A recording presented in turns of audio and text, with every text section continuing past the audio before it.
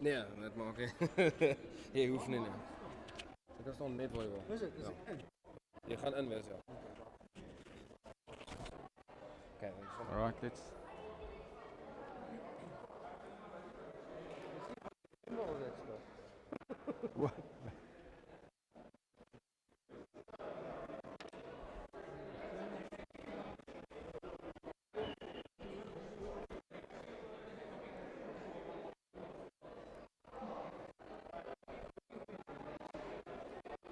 Is the am I on? You will be on the video camera.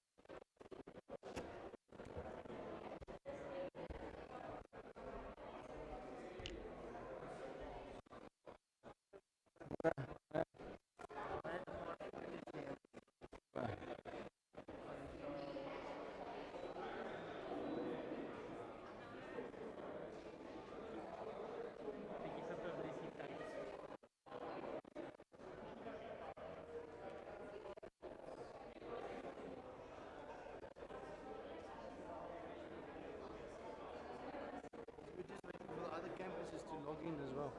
We've got campuses at Klerksdorp and Tiger Valley. Oh. So I'm going. You're going big now. I'm going big. So where are the other campuses?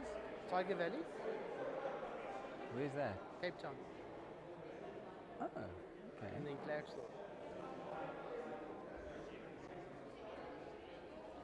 And the other one? Klerksdorp, Northwest. Why? Yes, yes. No. I didn't know. So that. normally our campus here in Klerksdorp does our camps together. And then Tiger Valley do their own camps. But with this,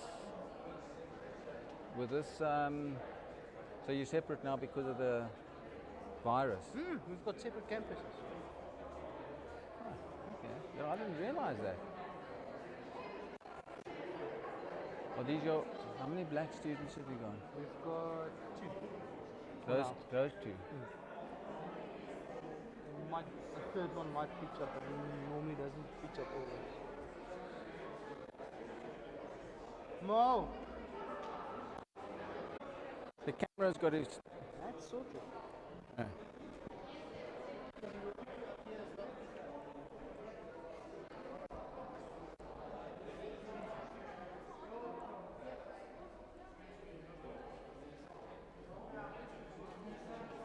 Hallo. Hallo. Hoe kan my kennis? Hoe gaat het? Goed met jou. Kan nie klaar nie. Dankie dat jy hier is by ons. Dit is baie spesiaal. Ja. Dis 'n plesier. Ja, nee, ons is baie opgewonde. That's fun. Ja, ek weet nie wat dit is.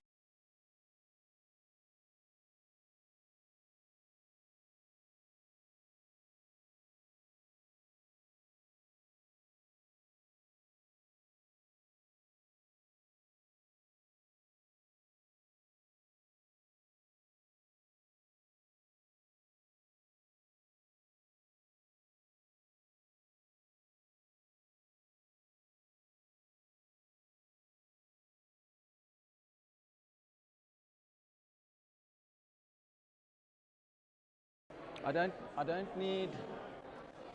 need that. What's going to happen is while you're talking here, it actually goes into the YouTube side of things.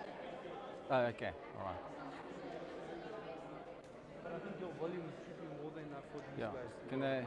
Am I on now at the moment?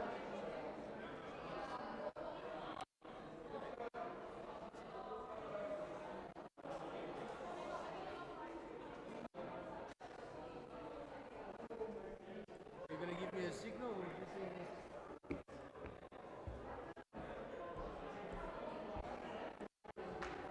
So you'll whistle for me. Yeah. You'll whistle for me. I will? you tell me next or put your hand Yeah. up or whatever the case I'll may just be. say next slide, please.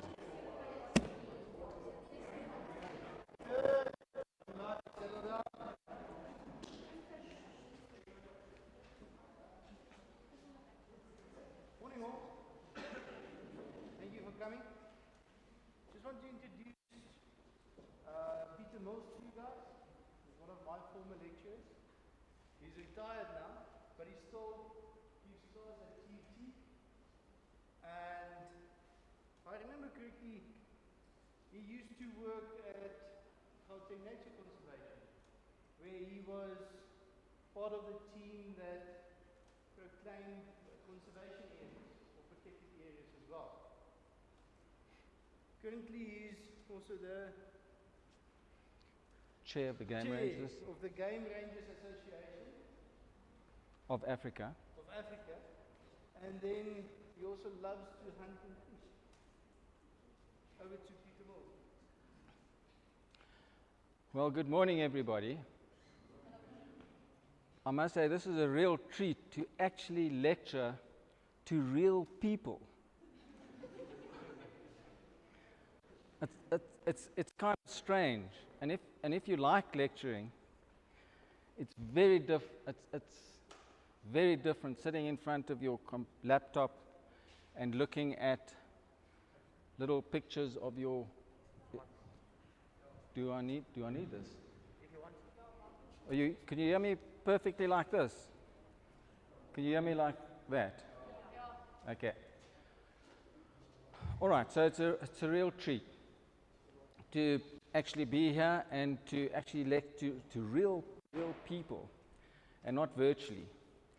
I don't know how many virtual conferences I've been to, lectures, and so it's nice to see real people. Today's lecture is about conservation and how we got to where we are now in conservation. And if I ask you, and I will, people in the room, what is conservation? You're going to actually get lots of different answers, especially if the people are not in conservation like you people are. So, anybody would like to tell me what conservation is? What's conservation all about? Anybody?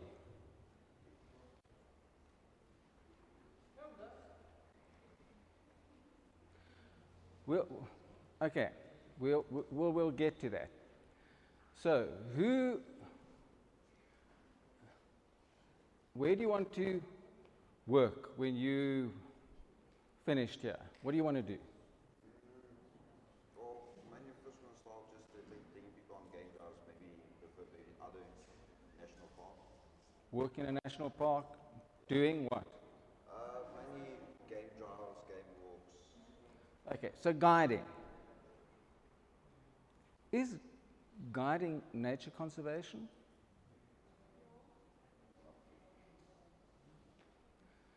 All right. Is tourism nature conservation?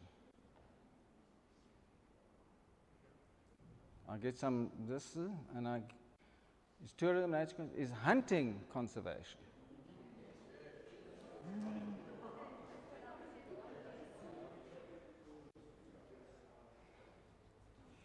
We'll unpack this a little bit later on. So, who wants to work on a game ranch when you're finished? Here.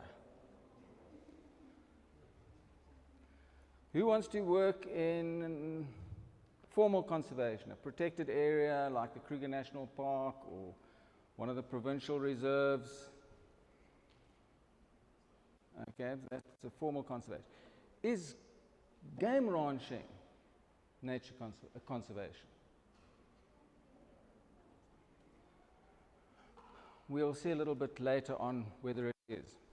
So, the story that I will tell you is an interesting one. It's the story of conservation and how it developed. Next slide, please. and how it developed and how it got and how we got to where we are now and do what we do now in all the different things that we call conservation. People say, oh, we've been doing conservation. People have been doing conservation for a long time. And people have been, back to the previous slide. So what I'm going to try and do is break it down into periods. So before the voyages of discovery and the West coming and colonizing the world, which changed things greatly, to the 20th century, when the current concept of conservation arose, into the modern era. So when we talk about, and that's one of the big problems that we face in conservation, is when you say the word, lots of people have different pictures in their mind. And that's because we've grown organically in our thinking, and it started off as an ethical idea, and it's now grown into a science. Okay, next slide, please. So people have always managed their environment. They've always built aqueducts, for water, they've always put in dams to make water more available. They've done all kinds of things. They've plowed up land, grazed their cattle, and made use of the environment. The fact is that there were only a few, before the 18th century, there were literally very few people in the world. But anything that we've done as humans, we've always had an impact on the environment. And so we've utilized the environment for, we've got for economic reasons, political reasons. People go to war over natural resources. And then what a lot of people say is, oh yeah, we've been doing conservation for thousands of years. We've got totems to protect us. But the thing is, those are spiritual things. Those weren't specific conservation interventions to achieve a biological objective. Next slide, please. Sorry, back to the previous one. So I got a little in orange there. When did the process of extinction start? When did animals started going extinct? And we talk about the sixth extinction. And the other extinctions happened in different eras and periods and epochs. Millions of years ago, starting the world was supposed to start at 4.5 billion years ago.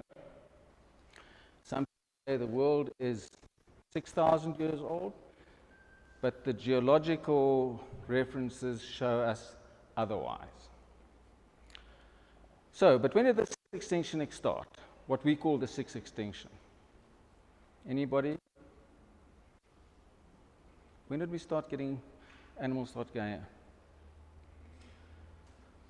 Modern civilization and the landscape that we experience now and the geographical distribution of species as we know it is really the past 12,000, 13,000 years after the last ice age, which was called the Pleistocene. The Pleistocene was the age of mammals, and during that period, the last 12,000 years, people have actually migrated and populated the earth. And with that migration through, next slide.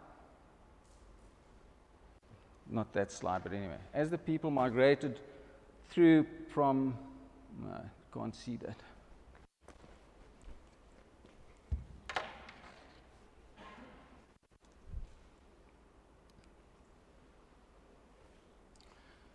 people migrated from Africa, because it's accepted that humans come from Africa and then migrated into, previous slide, migrated out of Africa into Europe and through the land bridge. Well, 10,000 ago, they went through the land bridge in Alaska from Asia and then migrated down into North and South America. During that period, the fossil records show that the megafauna in those started decreasing. And they have that with, they can follow the fossils of the animals with the spear points of the people as they move down. So the irony is that all the megafauna that's really left in the world is in Africa, where humans grew up alongside megafauna and were able to coexist with them. All right, so that's why we still have elephants and we still have rhinos and lions and stuff. They do have in Europe and Asia, but not to the same extent that we have now.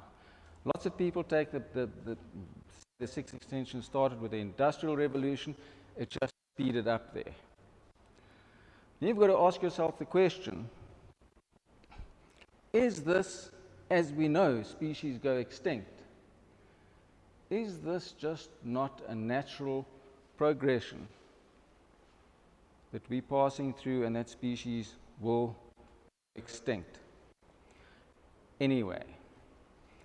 And then you'd ask the question, well, really, where should we be, as nature conservation people, where should we be placing our effort, our management effort in conservation?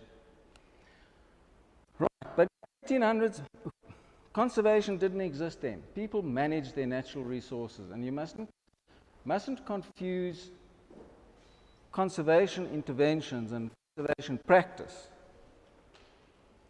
with natural resource management and wildlife management.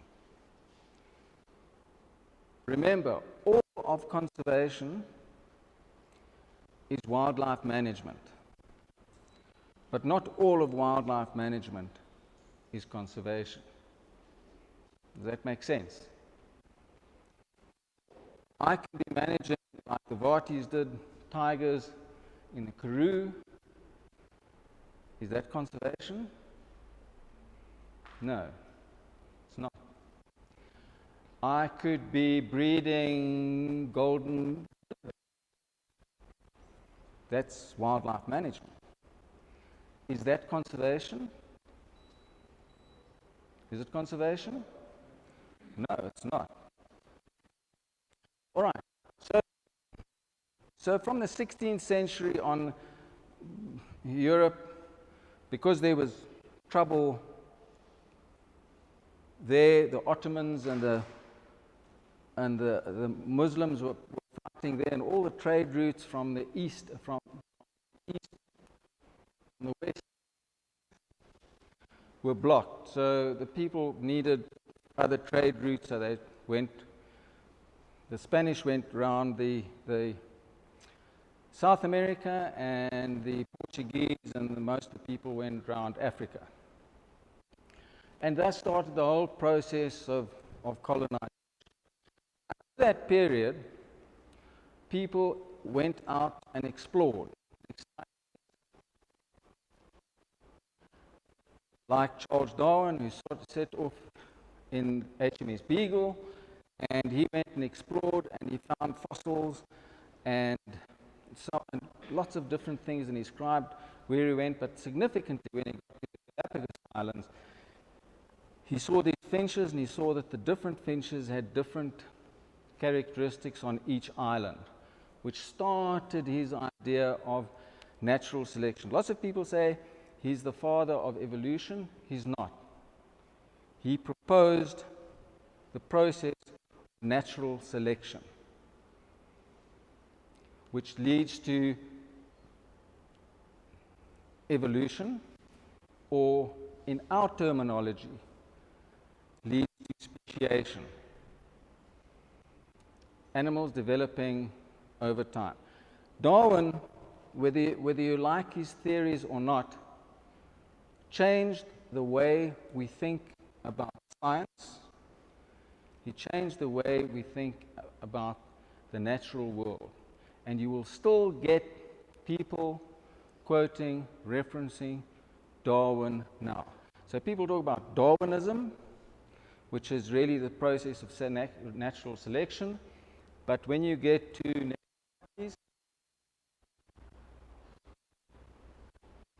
that was his theory, speciation. I prefer using speciation rather than evolution. Some people have evolution. And people talk about neo-Darwin. All right, so just a slide, it's not a good one, of speciation. So why would we get Bontebok and Besbok? Why would we get blue wildebeest and black wildebeest? Why is the difference? It's speciation. It's normally because of geographical separation. And if you look at, and that goes for a lot of different species. So that was really what he was saying. And we can do that in evidence. We can manipulate the genes, and we create chihuahuas out of wolves, and we create golden wildebeest out of blue wildebeest and black wildebeest, because we're manipulating the genes. Next slide, please. So while Darwin was traipsing around, wrote on the origin of species, which was the name of his first book, which went through a number of iterations, Gregor Mendel was sitting in, and he was fiddling with peas. He was working on peas, and he mixed the peas, and we had wrinkled peas and smooth peas, and he put the smooth peas and the smooth peas together, and after a while you'll see the wrinkled pea, and so on, and he came up with the mechanics of natural selection, which is genetics. So it is not a theory. We know now it is fact. We know that species change, and you can, and if you look at impala, you get the black impala in, the black-faced impala. I'm talking about natural populations of impala. Where do you get black-faced impala? In the Etosha area. What were you going to say? I was going to say Eastern Africa. Pardon? I was going to say Eastern Africa. Well, they come from that northern Namibian area. Everybody, if you're a hunter and you want to get trophy bighorn impala, you go to East Africa. They're slightly different there. Why? Because they've been geographically separated from this, and well, at least the genes should be able to flow between the different populations. Anyway, so unbeknown to each other, the one worked out that there was species change and change over time, and Gregor Mendel discovered the mechanics, and over time those got together. Next slide, please. Right, so during this period where everybody's floating around and colonizing the world for resources, for spiritual reasons, for scientific reasons, for our reasons, that there were people looking at the romantic view of the environment. And he was one of the guys, John, 1862, the romantic idea about nature conservation. Next slide, please. Because people were now going in, and with progress, they were noticing that species were disappearing. And in North America, there was in the mid 1800s, they had the Civil War and people moving into the West. They were fighting the Indians. They were destroying the bison so that the Indians couldn't survive. And the bison started disappearing. The elk started disappearing.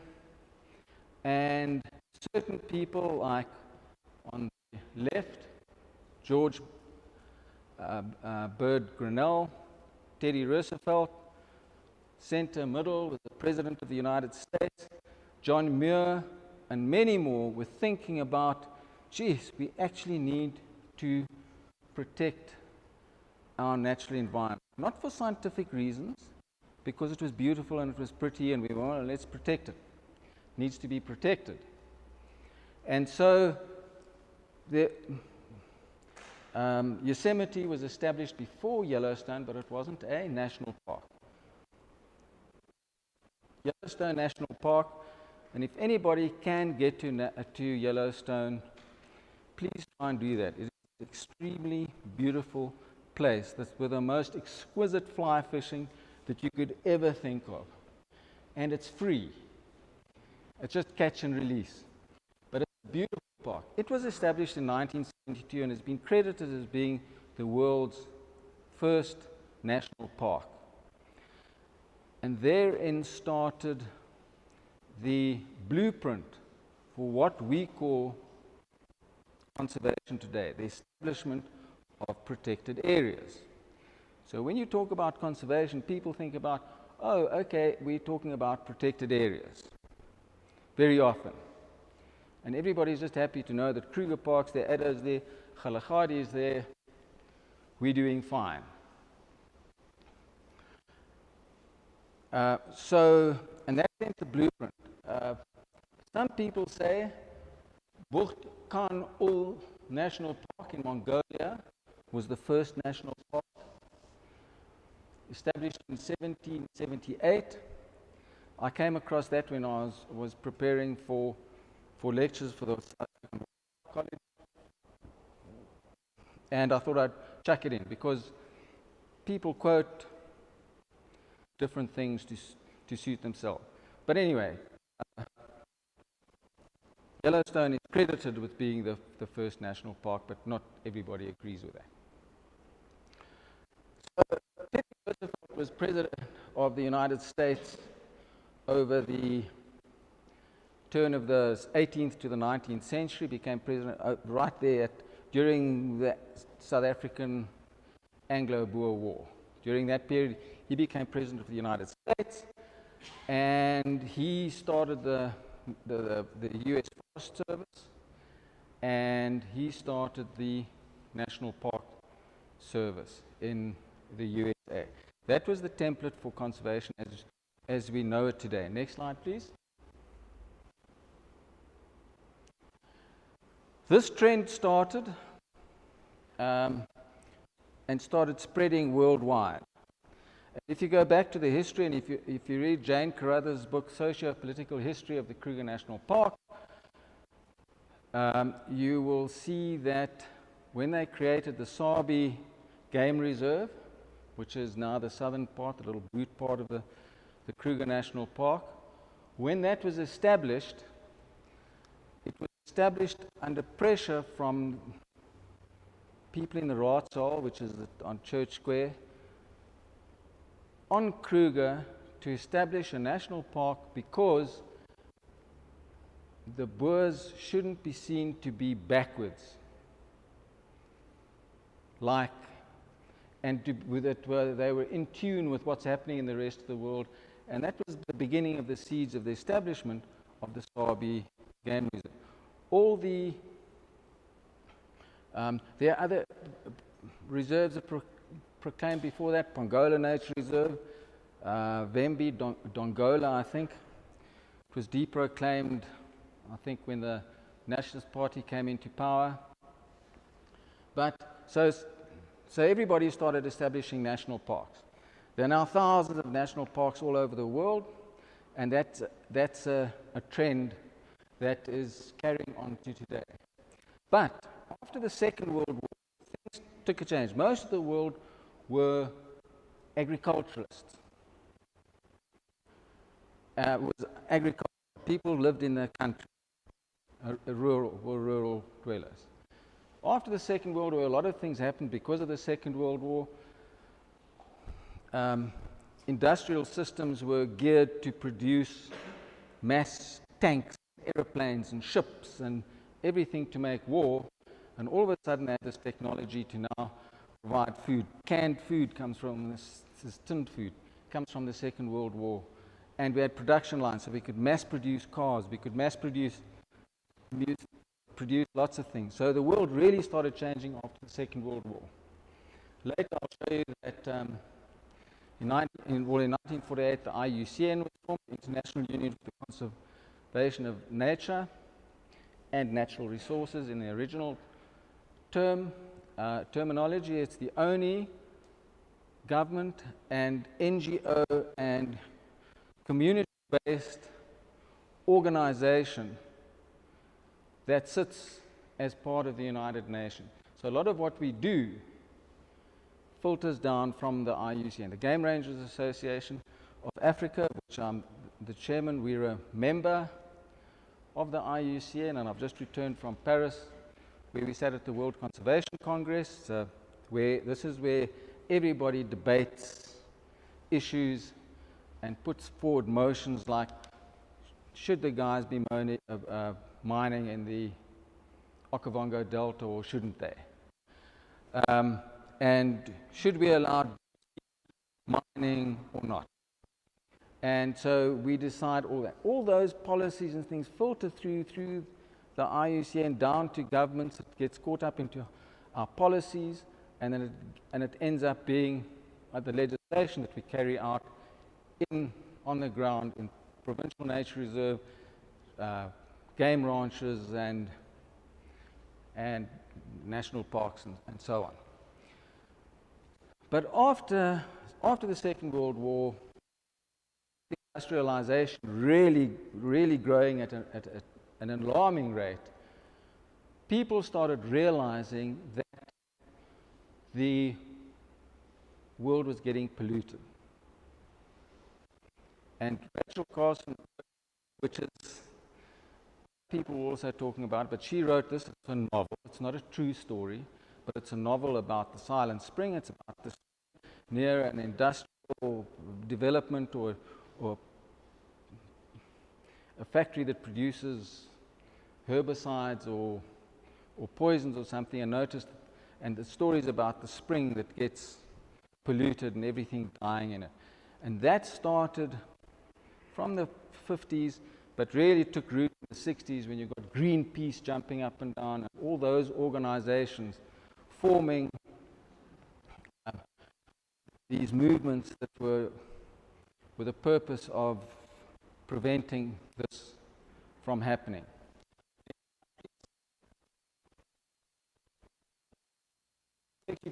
Just there for me so that I can just remember the main things that have happened since then. The IUCN was established in 1948. The World Wildlife Fund for Nature, which is an NGO, which was designed to generate money for IUCN projects originally. The World Conservation Strategy was published. It was the first international strategy to look at nature. It came out in 1980. And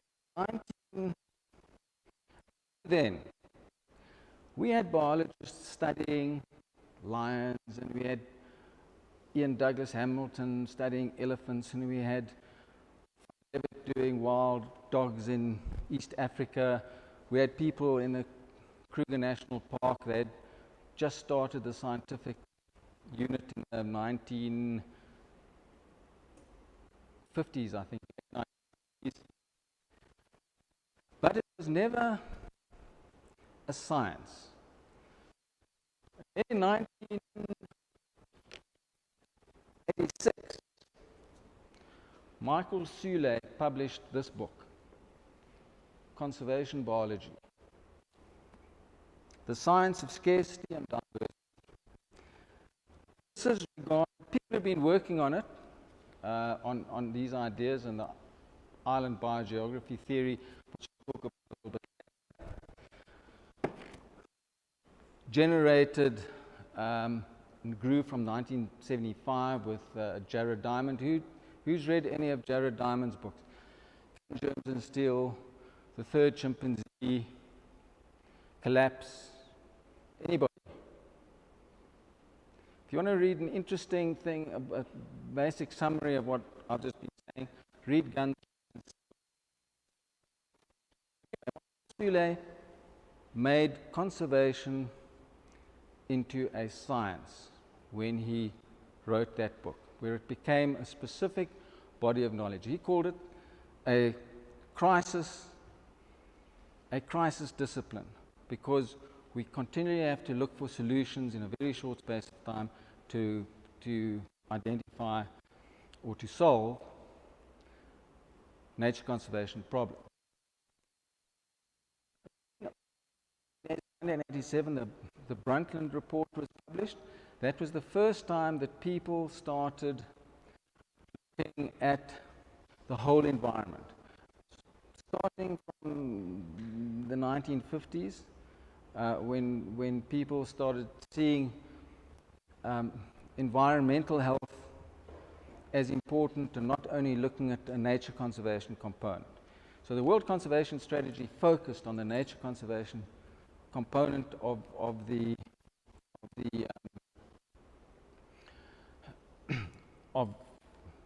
wildlife management, but the Brundtland report looked at how we could live more sustainability, and that was when the terminology, the term sustainable and sustainable development came into our vocabulary. Was from the Brundtland report.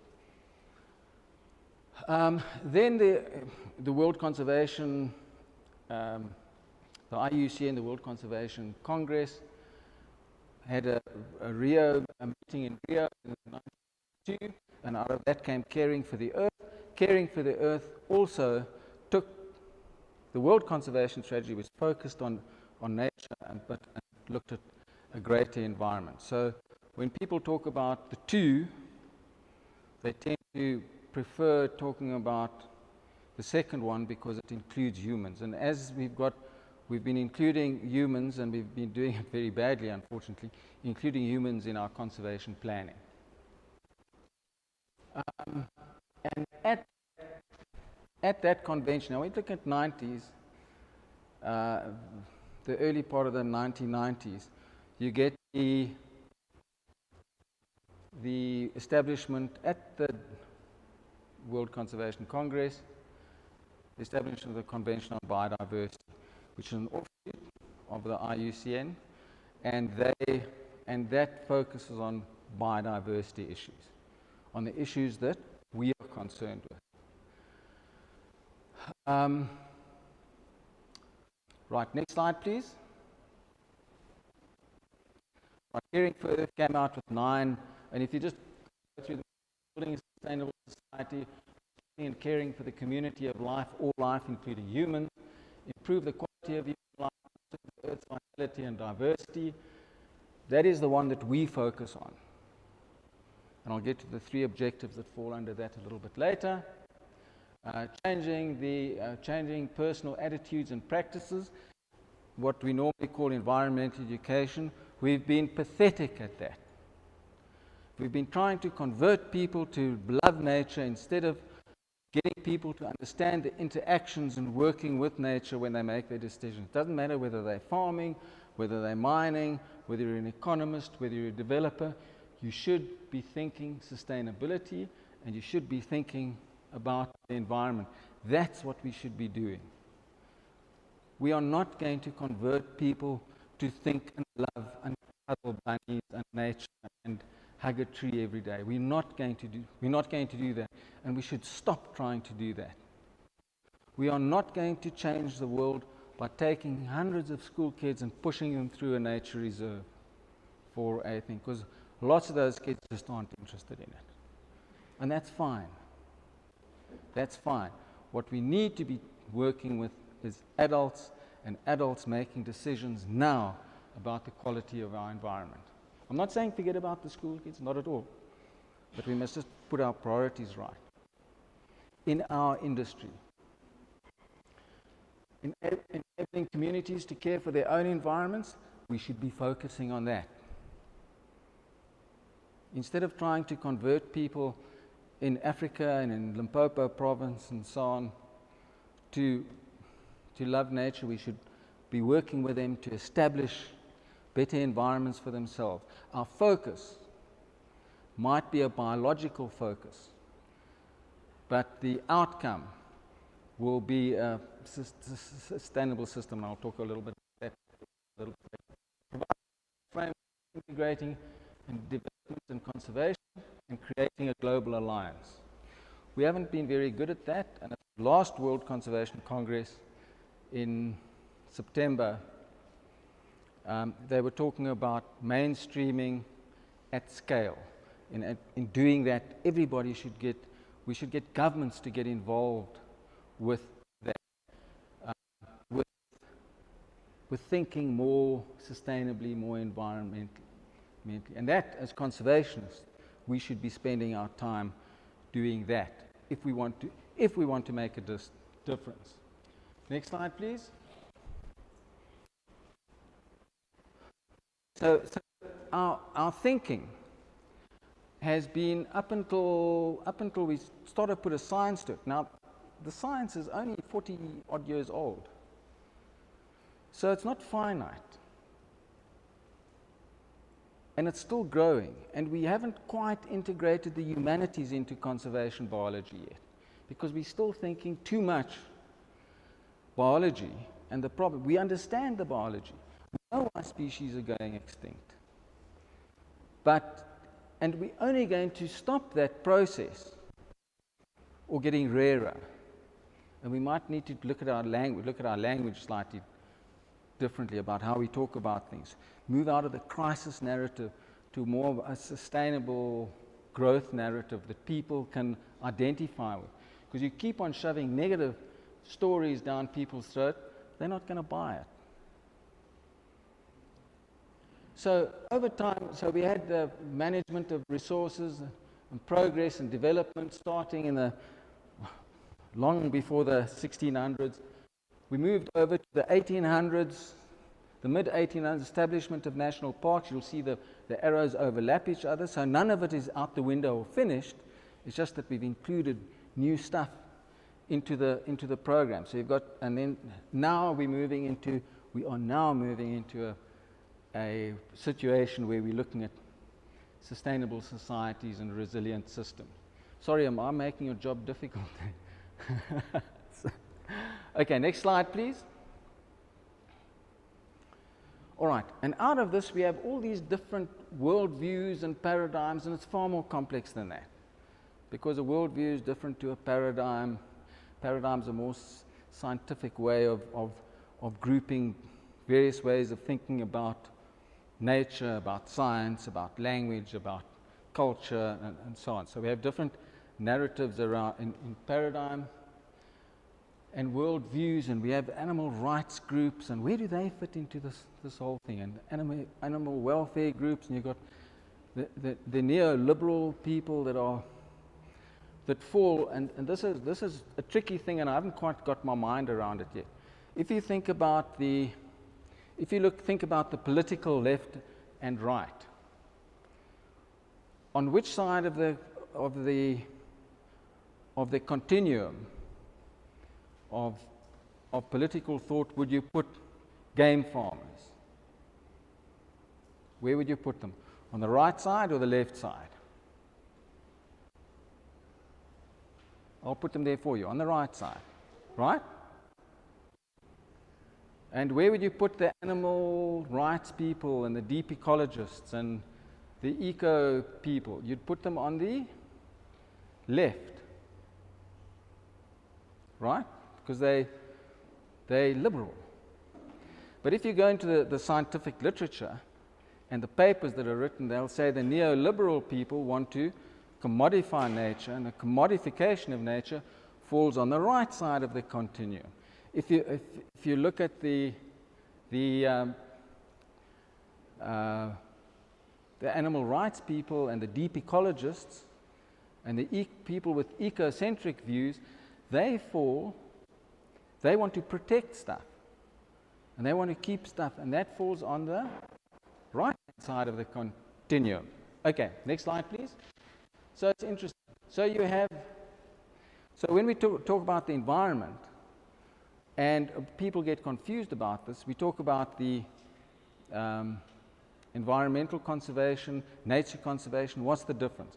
So if we're talking about environmental conservation as an overall umbrella, you're looking at brown issues, and brown issues are green technology, the stuff that we're dealing with now,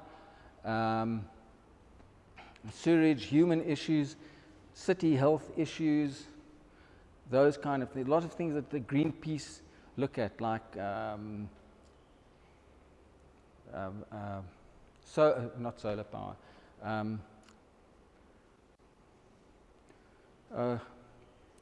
not solar power, nuclear power. Nuclear power and how you deal with and how you deal with those kind of issues. So those fall under brown issues, and then you talk about the green issues, which is the wildlife, the nature, the trees, the forests, and so on. You're aware of these distinctions. You are, not or not. Okay. Next slide, please. Next slide, please. Next slide, please.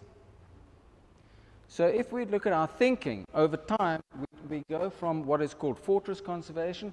We establish nature reserves, we fence them off, especially in South Africa, and we guard it and we look after it. It's called fortress conservation.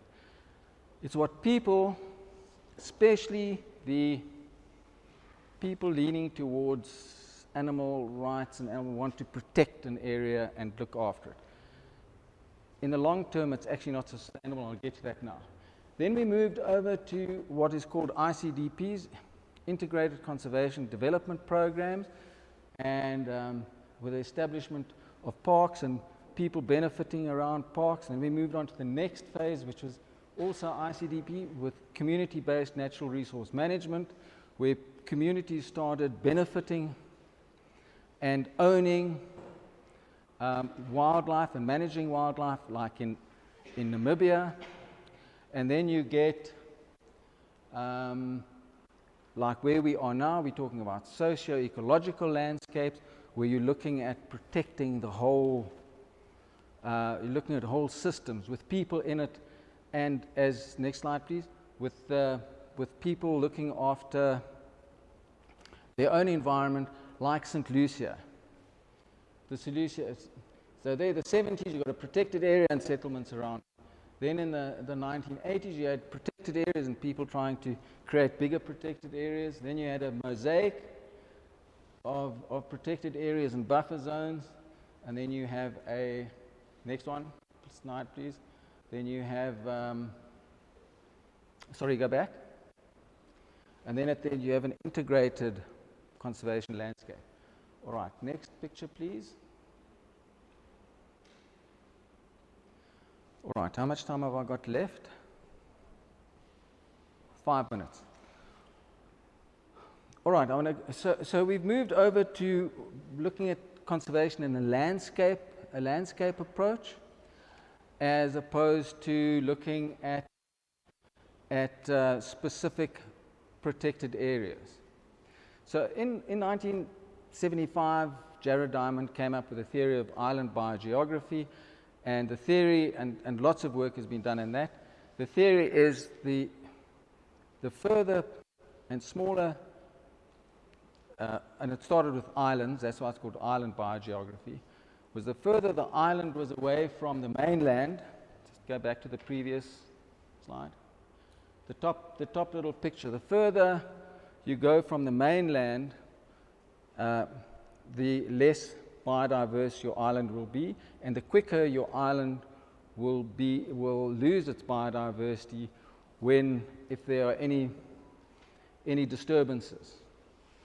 And so over time, the smaller your protected area is, and that theory moved over to mainlands and protected areas, which really says the smaller your area is, if left alone, it will lose its biodiversity over time.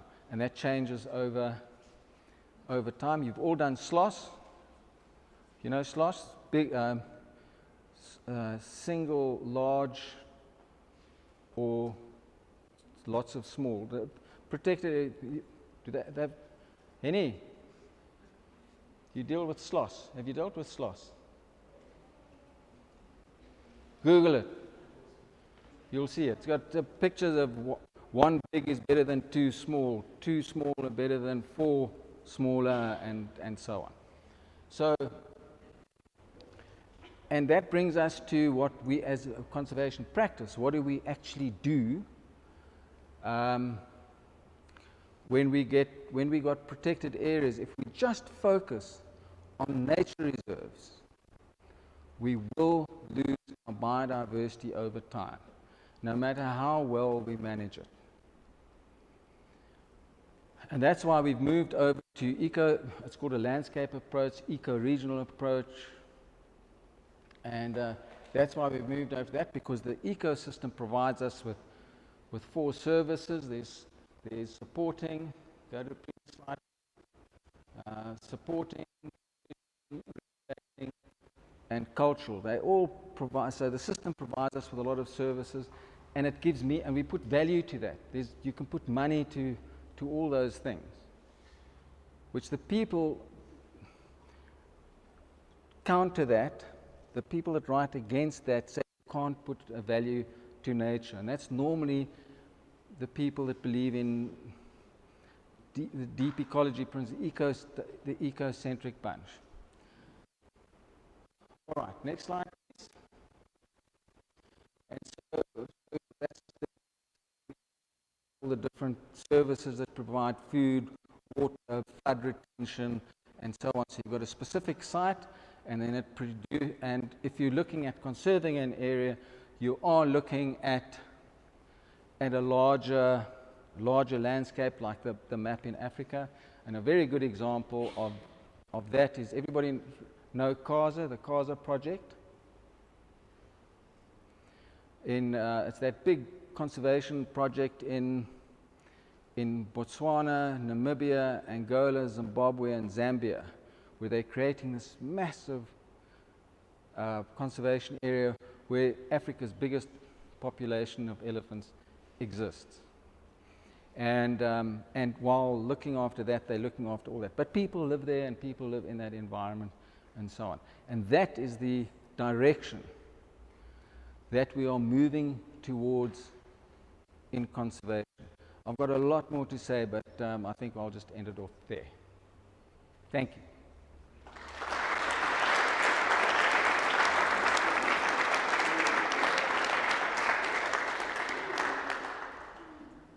Any questions?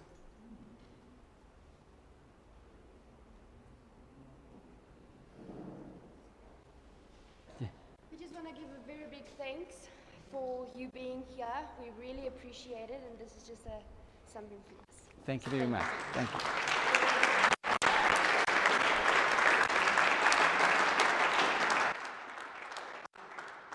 And thank you for being here as real people,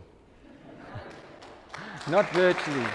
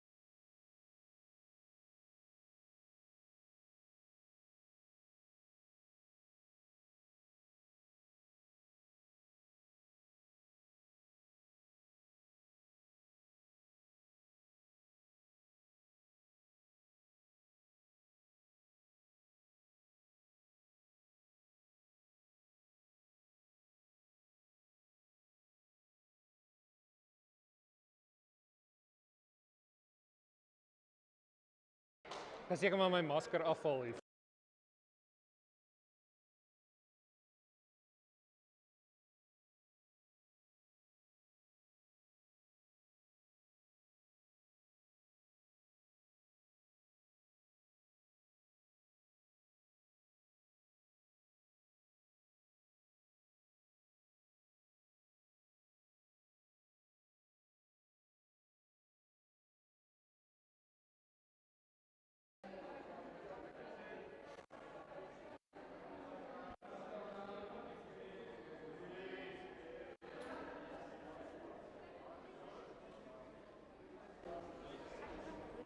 Hallo.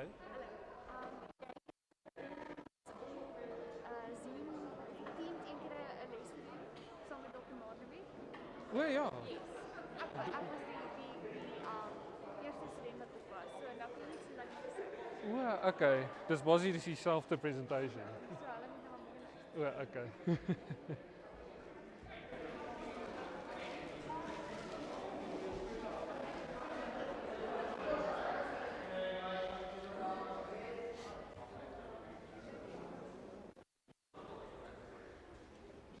Hey guys, just want to introduce Matt Cocoon to you guys. He's from EWT. Yes, and he's a senior field officer and also one of the drone pilots for them. Over to you. Good morning, everyone. Can everybody hear me all right? Sorry for being a little bit late. Thanks, Henny. I know Henny for quite a few years now. He helped me with some field work back in the day when I was studying grass owls, and we had some good fun in the field. I'm going to chat to you today about drones, and specifically the use of drones for conservation-related activities, for wildlife management as well. So specifically going to look at certain aspects around the laws pertaining to drones, where you can and can't use drones, in what situation you can and can't use drones, but also some of the applications for research, for wildlife management, and just run through a few examples of some of the work that we've been doing. Towards the end of the presentation, I'll give a more detailed example of a specific project that we have been working on with Eskom. But just some more background about myself. So I studied nature conservation at TUT. I finished my diploma in 2007 and did my BTech for 2 years thereafter, and then I was probably one of the longest running registered master's students, having taken about a decade to complete my master's because of various work commitments and whatnot. But ended up doing my MTech on the ecology of African grass owls on the Highveld, and in that time I started working for the Endangered Wildlife Trust in 2008. So I got a placement in my practical year, my third year of my diploma, in the Kgalagadi, and worked there for a year. And there I developed a love for owls, having nothing to do during the night, at least on those nights when we went tracking cheetahs and wildcats and whatnot. And so there was an opportunity to go and do my master's on the African grass owl here on the Highveld. Big change of scenery, but I learned a lot, and I worked for the Birds of Prey program for the Endangered Wildlife Trust. But in 2014, I moved over to the Wildlife and Energy program, and what we do, I'm still with them for all my sins.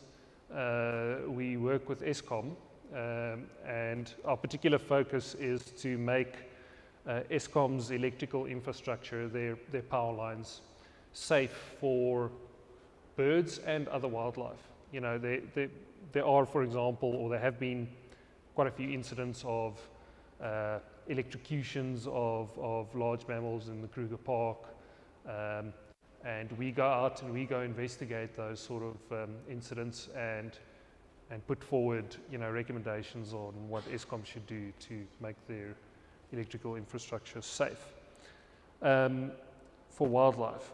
And in that time, we started a project that looked specifically at how we can use drones to put mitigation measures, devices. So these are things like bird flappers. Bird flappers are basically just little flags almost that you put on the power line cables, and they make the cables or the conductors more visible to birds in flight. So birds often collide with these power line cables, and so we put up these devices to make sure that the birds can see the lines and don't fly into them.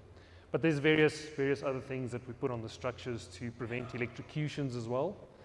And so a big challenge that we have is that, of course, Eskom is under huge financial pressure. They only have a few helicopters in operation, and so that resource is very scarce, very valuable, and the guys need to spend their time doing their core business, which is ensuring that the lights stay on.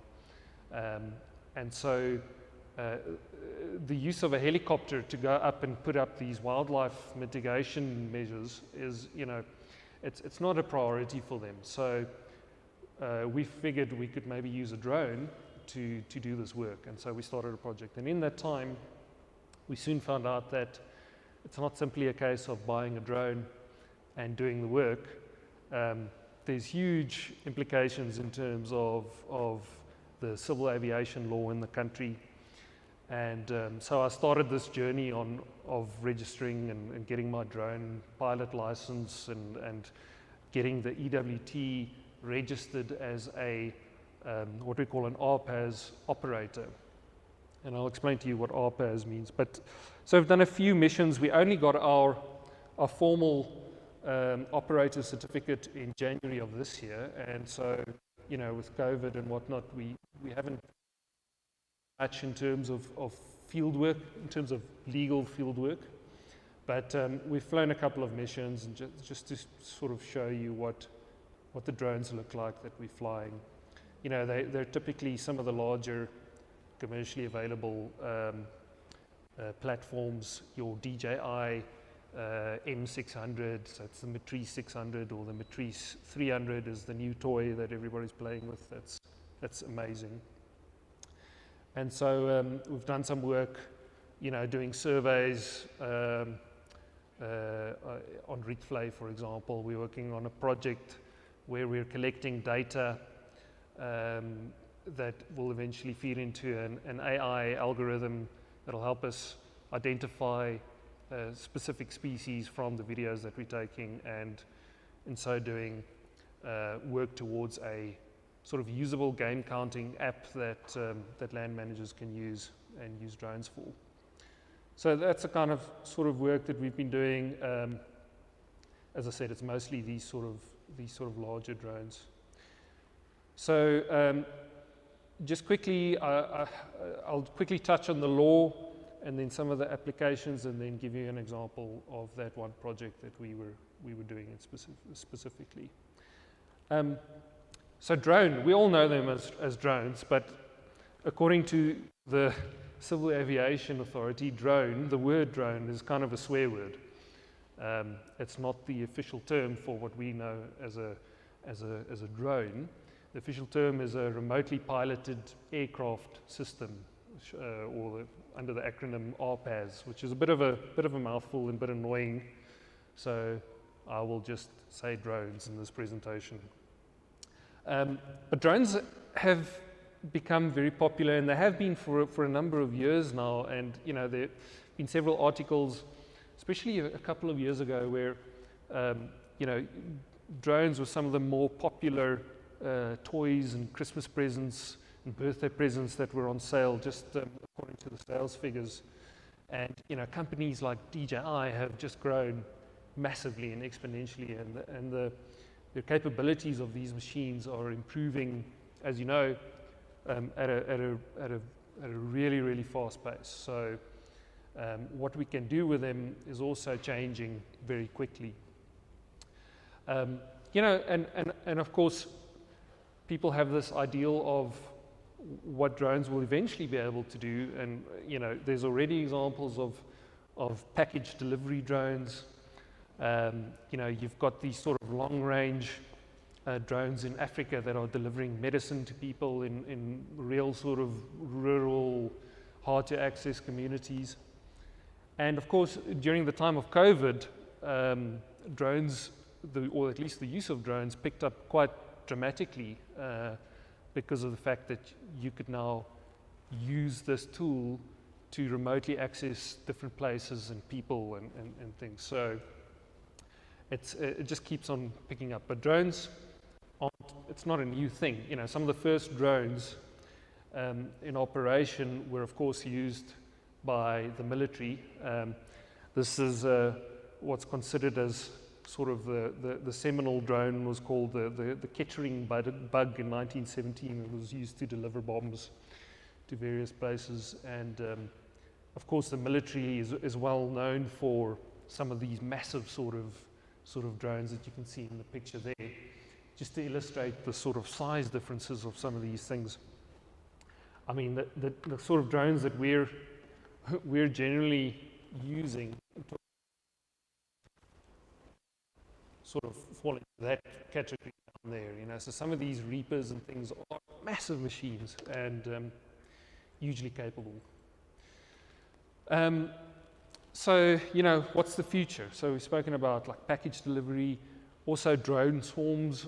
Swarms are becoming like a massive buzzword now, where, you know, you have these sort of swarms of drones that each individual drone talks to one another and they're able to perform very complicated maneuvers and things. And of course, there's some nefarious uses for drones as well. We've mentioned the military.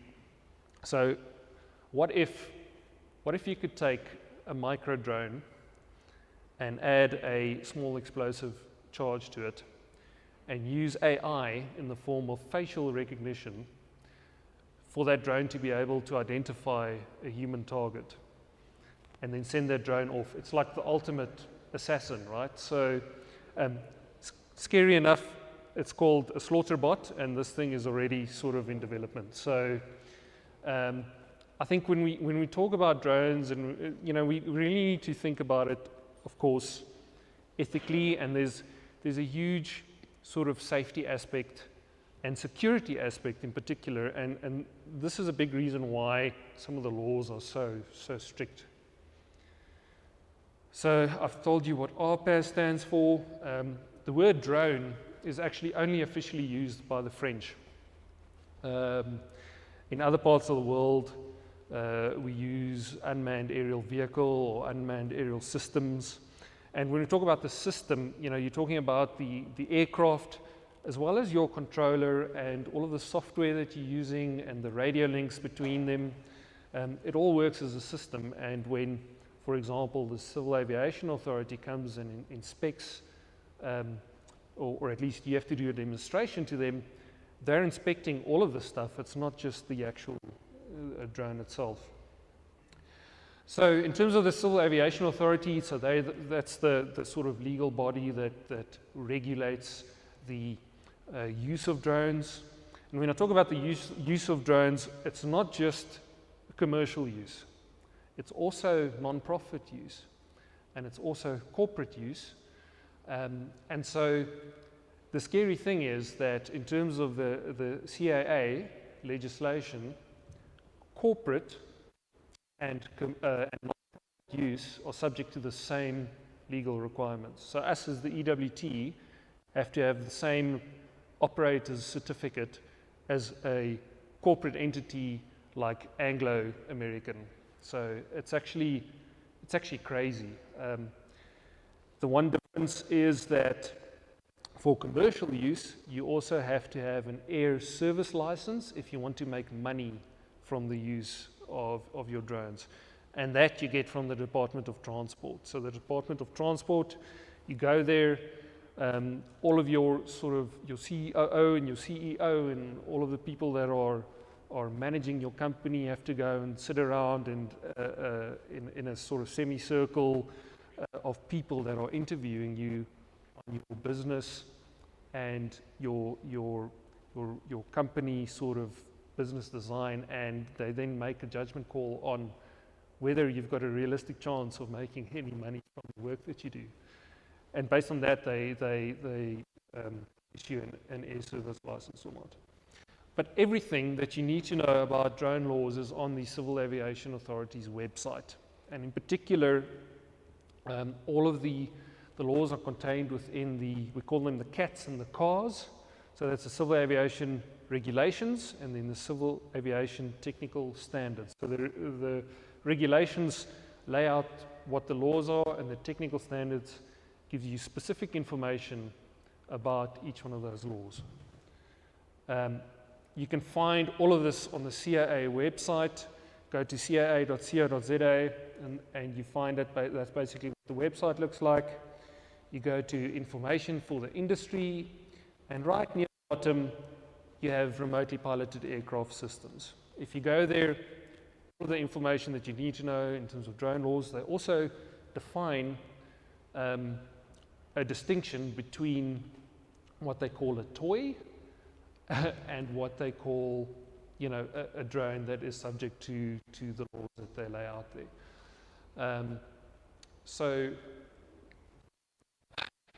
A sort of hard definition or a hard distinction that people often make is you're using it to make money, then you have to abide by the laws. It's not the case.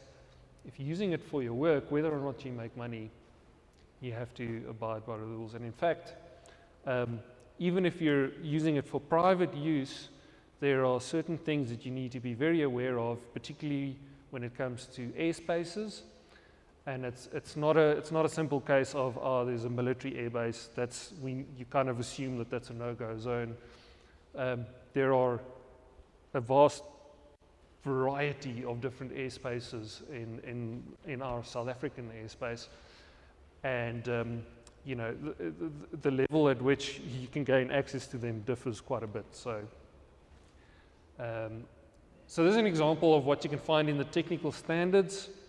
It shows you, I mentioned the non-profit, the private, corporate and commercial use. You can see there that non-profit and corporate, you need an operator certificate, you need a letter of approval for your drone, you need a pilot license for your drone operator, and you also need a certificate of registration for your drone. So you go out and you register your drone, and it then gets a what we call a tail number or a ZT number. So for example, our one drone is ZTUEA, Zulu Tango Uniform Echo Alpha, and that is its essentially its license plate. And you actually put a license plate on your drone. There's a little metal license plate that you put on your drone, and that's a fireproof plate from which an inspector can identify the drone should there be a crash. You must remember that these drones, for example, use highly flammable LiPo batteries, and so if these things crash, often they cause fires, and sometimes nothing, there's not much left of your drone if you crash and burn. So that's what the fireproof plate is for. But you also put big yellow and black stickers with your license number on, and so yeah, it was a huge learning curve. I started back in 2016. I got my drone pilot license, and we only now, in January, got our operator certificate. There's various reasons for that. It's a lengthy process. We initially thought that we could get away with doing all of the paperwork ourselves. So if you want to register your company as a drone operator, you have to submit an operations manual. And we thought, we can write this. It can't be that difficult. It's difficult. And so eventually we hired a consultant to do that for us. And this is where some of the expenses come in when you want to do this stuff legally, and what's putting a lot of people off. Somebody starts a drone company, they've got a drone or two drones, and it's one guy. But you need more than one guy to have a registered drone company. You need a quality assurance person that handles the paperwork, and there's a lot of paperwork. You need an operations manager, you need a pilot, you need a safety officer, you need a security officer. One person can be two different things at the same time, but one person cannot be all of those things. So it's also a case of equipping and training your personnel to do this stuff. So in general, in South African law, most of the sort of toy, commercially available drones fall within these sort of class 1, A, B, and C. And here they classify the drones according to their energy output, the height that you're legally allowed to fly, and the maximum takeoff of mass. So that is including payload. And so our drones all fall under class 2A or below. Anything more than that, it becomes significantly more challenging to get your drone registered, because there's a lot more that you need to prove to the CAA that you can use it safely. So this is a website. This is probably the most important website if you want to fly a drone, apart from the CAA website. And this is Air Traffic Navigation Services website. And they have a Google Earth KMZ file that has all of the airspaces in South Africa laid out really nicely in polygons. And what you see when you open it is that you have a specific airspace, and then you've got a different airspace above that airspace and another one above that airspace. So, you know, but the real important ones that you need to, if you just want to fly privately, you still need to know where the national key points are and what the boundaries of those national key point polygons are. Because if you fly in there and somebody catches you, it's over R1 million fine or jail for like 5 years. So those are no-go areas. Then you have restricted areas, which you need special permission for, and you can't really fly in those without having all of the documentation.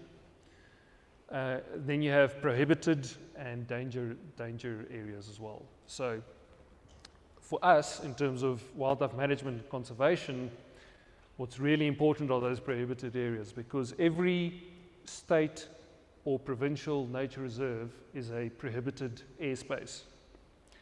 And so it doesn't matter if you have all of the licenses. If you haven't gotten permission from the CAA to fly over that reserve, it doesn't matter if you go and fly in Kruger and the general manager or whoever of Kruger has given you permission to fly there. The CAA haven't given you permission to fly there, and they don't know about it. You're illegal. So please, guys, if nothing else, go have a look at that KMZ file, just so that you know where the areas are. Generally, if there isn't a polygon, it's sort of open airspace, and you can fly. The general definitions of how you're allowed to fly for private use are also defined on the CAA's website. In general, don't fly below 400 foot. That's about, 120 meters max. You're never allowed to fly more than 500 meters away from you, which I think everybody that has a drone breaks that rule.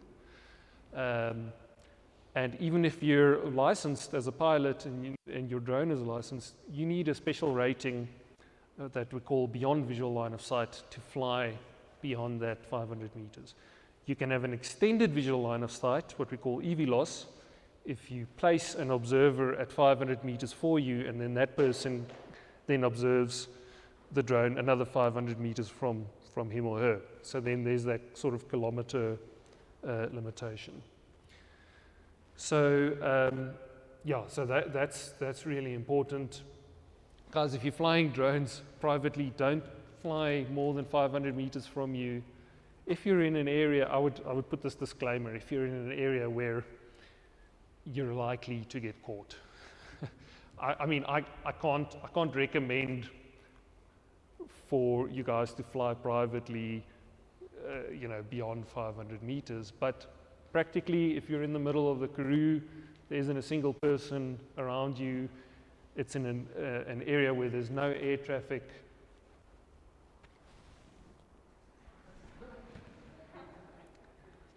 Okay, so the operator certificate. Like I said, there's a lot of things that you need, a lot of different, it's not just the pilot license. A lot of people make this mistake. They go to one of the training organizations and they get their pilot license, and then they can think that, okay, yeah, I've got my pilot license, I can now fly. No, you can't fly just with a pilot license. You have to fly under a registered company. So just to illustrate how long it took us, yeah, it's basically taken us 5 years to get the full sort of approval. Just an example of some of those licenses. And then once you get your license, there are operation specifications attached to that basically sort of lays out the limitations of what your license allows you to do. Can you take off and land on a public road? Are you allowed to fly night operations? Are you allowed to fly within restricted airspace? All these things are there specified. Okay, so just to show that you can fly within or close to a national key point, that's Kriel Power Station. Kriel Power Station is right next to Matla Power Station. All of those power stations are national key points. The national key point polygons are actually very small around those actual power stations. But there's often, restricted airspace beyond that. So we've done some operations there, looking for waterbuck that were hiding in eucalyptus forests. These things, couldn't believe it. It looks like there's nothing there, but you put the drone up in the sky at night with a thermal, and all of a sudden you see these little dots everywhere of heat signatures. In terms of research, drones are very useful as a tool to help you with your research. I have to put on here that you need to be very careful depending on the species that you're studying. If, for example, you're studying eagles and you want to fly your drone to go check what's happening in an eagle's nest, be very careful. Some eagles are very aggressive and will attack your drone. Obviously, with your drone's props being a safety hazard, you don't want to injure the bird as well. So there aren't any ethical sort of guidelines yet in terms of the use of drones, which species you can or can't approach safely. But this is another project that we're currently working on, is gathering that information so that ethics committees that have to approve your research projects then have some sort of reference that they can go to and make a decision. Mapping vegetation. This is where drones have become hugely useful. Things like normalized difference vegetation indexes that give you an idea of vegetation health and greenness and whatnot. It's all very useful tools, and in a lot of cases far more precise than you can do it on the ground by hand. So we've even found riverine rabbits using drones. Things that are rarely seen by human eyes. And often, like I said, drones are more precise, particularly when you have to count things, and that aerial perspective gives you a more complete view. For example, if you're counting, there's a lot of examples of how drones have been used for counting seabird nests and colonies. They've been hugely successful with that in particular. Also, we've recently done some surveys with the Mammal Research Institute from Tikkies, where we've been surveying whales and using that aerial footage to measure essentially the body condition of whales that are coming to our shores. Some I think it's Australian researchers even developed a way of collecting whale snot with the drones, flying into the what do you call them, the stuff that comes out the blowhole, and flying into that and then collecting that information, which is of course very useful for DNA.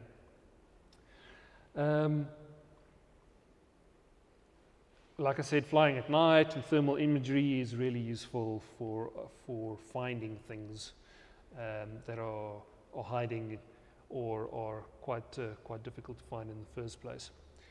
Then, in terms of wildlife management, I've mentioned like population surveys. The algorithms are becoming really clever now in terms of the artificial intelligence, where in certain situations for certain species, people are able to, use the information and the data to detect animals, not only detect animals, but identify animals, distinguish between different species. So it's becoming really effective. We did a project not too long ago where we investigated the use of a magnetometer to find snares. Imagine if you could fly a block and fly a grid and cover that grid within a minute or two, and detect snares that way. So it wasn't very successful. It wasn't precise enough, but the fundamental theory behind the technology is there, and we can work on improving that. So that was, those are just some of the applications that we've been considering. Somebody's even used a drone to foster, as a foster parent for a developing vulture chick, where the drone went and delivered food to that chick where I think its parent was poisoned or something. And so I think it was in Israel where it was a military drone they used to go out and deliver food, and the chick fledged. It was very successful. So just some of the awesome sort of applications. A few people have toyed with the idea of putting dart guns on drones. As far as I know, hasn't been massively successful. There have been proofs of concepts, but the CIA very quickly caught on to that, and they said, okay, you need to be a qualified veterinarian as well as a drone pilot flying under a registered company to do this work. So I think the niche for somebody like that is there to exploit if it's something that you guys are interested in. Vegetation management, I've mentioned, there's been huge advances in that. And then also things like agriculture, of course, is a massive market for drones. They've got huge crop spraying drones now that are doing a lot of the work. I know they're particularly being applied in the sugarcane industry in South Africa, where some of your smaller farmers that have smaller fields that cannot or don't want to hire a helicopter for a minimum of 5 hours to go survey a tiny plot, can get the guys with the drones out, and the drone can do it, and it's very effective. Then you also have law enforcement. And drones are being used in law enforcement. Obviously, the thermal imagery is very useful for that. You even get tethered drones now that are tethered to essentially a power cable that enhances their flight time drastically. Now you can fly for a couple of hours instead of just 20 minutes, and you've got this eye in the sky with a high-powered thermal imager. Amazing for law enforcement. Okay, so I'm quickly going to just give you 5 minutes about the project that we were working on. So I mentioned the bird flappers. So we wanted to use a drone to attach bird flappers to power line cables, and we went through a lot of R&D to develop the right design. Eventually we came up with this, which includes a fiberglass, what we call a link stick or a hot stick, and that insulates the drone from electrical shock if there is a flash over. So sometimes when you fly next to power lines, there's very strong electromagnetic interference, but also even if they, even if you're flying not touching the cable, but flying very close to the cable, if there's a switch on that line, or if there's a lightning strike from a storm further down the line, it can cause a flash over if your drone is close enough to that cable and can actually electrocute your drone. And that can cause a felt fire, and that could lead to massive claims financially against you. So you can imagine that Eskom as well are very careful about that. So this is just showing what flappers look like, and there's some cranes, you know, that are highly susceptible to collisions with power lines flying over those cables. Often your larger birds, things like cranes and bustards, that are colliding with these lines, and it's a massive problem for us. Like I said, the markers are currently being installed by helicopter, and it's actually crazy. I've been in one of these helicopters, and the guy's sitting on the skis, leaning over and attaching this thing. So now the power line cable is here, and the rotors of the helicopter is like just there. So, you know, incredible piloting skills to do that work, but inherently quite dangerous, right? So the idea of the drone, we developed it specifically for this type of flapper, for that type of clamp, and used 3D printing technology to design something that just holds the clamp open. There's no extra electronics involved. It just holds it open, and with a little bit of upward thrust, your clamp then closes. And I'll show you a video of how it works. So this is just some of the R&D, and then the CIA came out and did our base inspection to approve our license. So there you can see essentially the drone in action.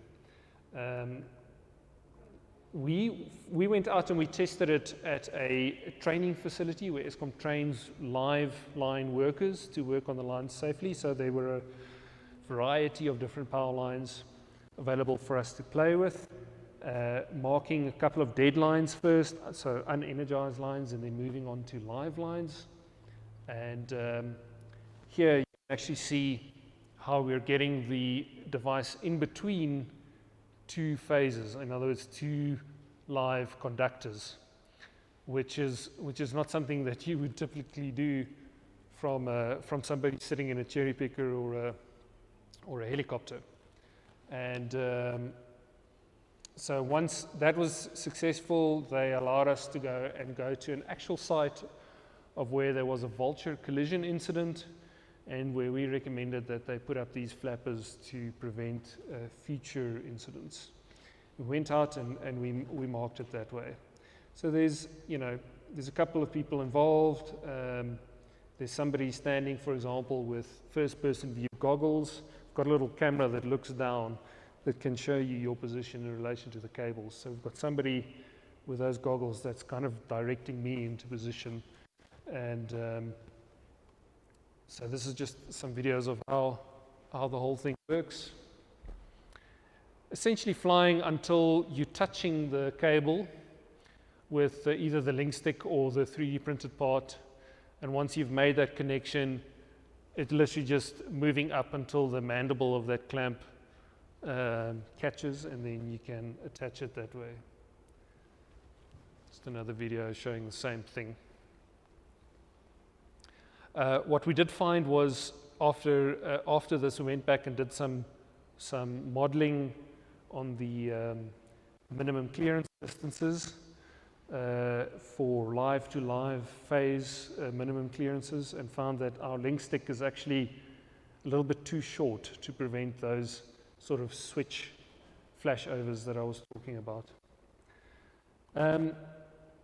Basically, then after we did this field work, we found that we compared it to the use of a bucket truck, and found that it translated to about a 40% saving in time and 41% saving in cost.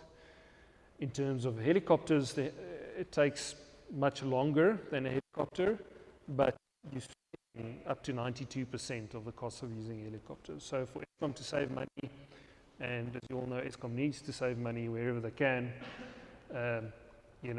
it was very useful. So that's it. I believe there's like 10 minutes before the end of your lecture. Are there any questions?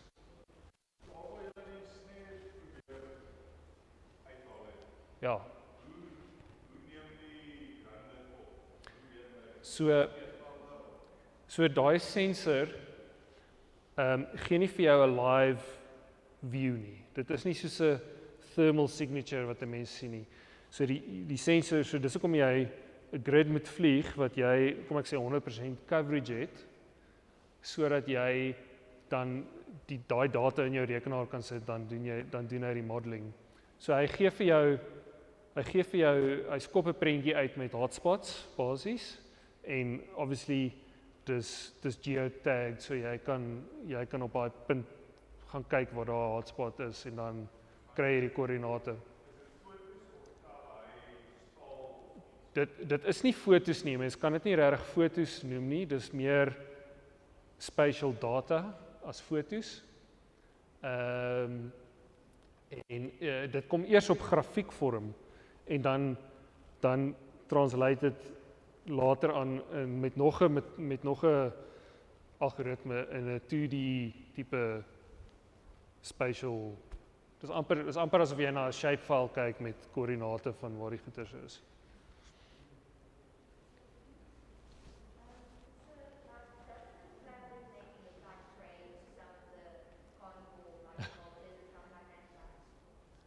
That's a very interesting. I've never ever had that question before. As far as we know, no. And I guess the only way that you would see that is to have some sort of a surveillance monitoring system in place to see how birds are reacting to that.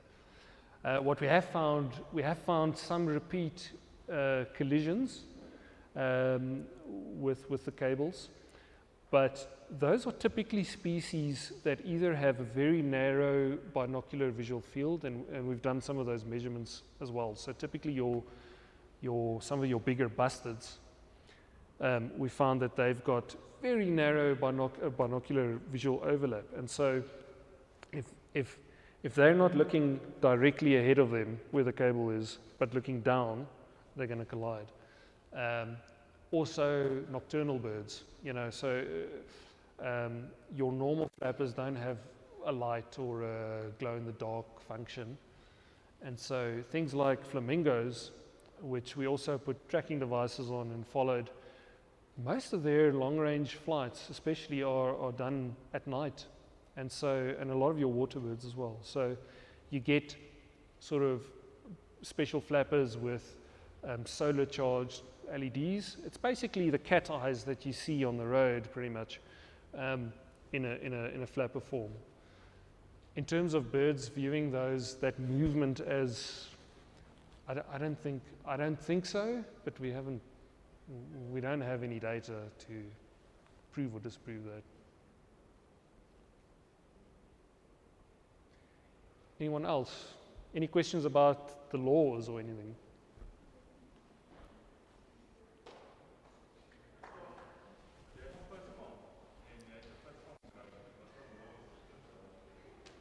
Jy moet pas op, onthou baie van die reservate is provinsiale reservate, soos byvoorbeeld Rietvlei Dam is 'n City of Tshwane reservaat.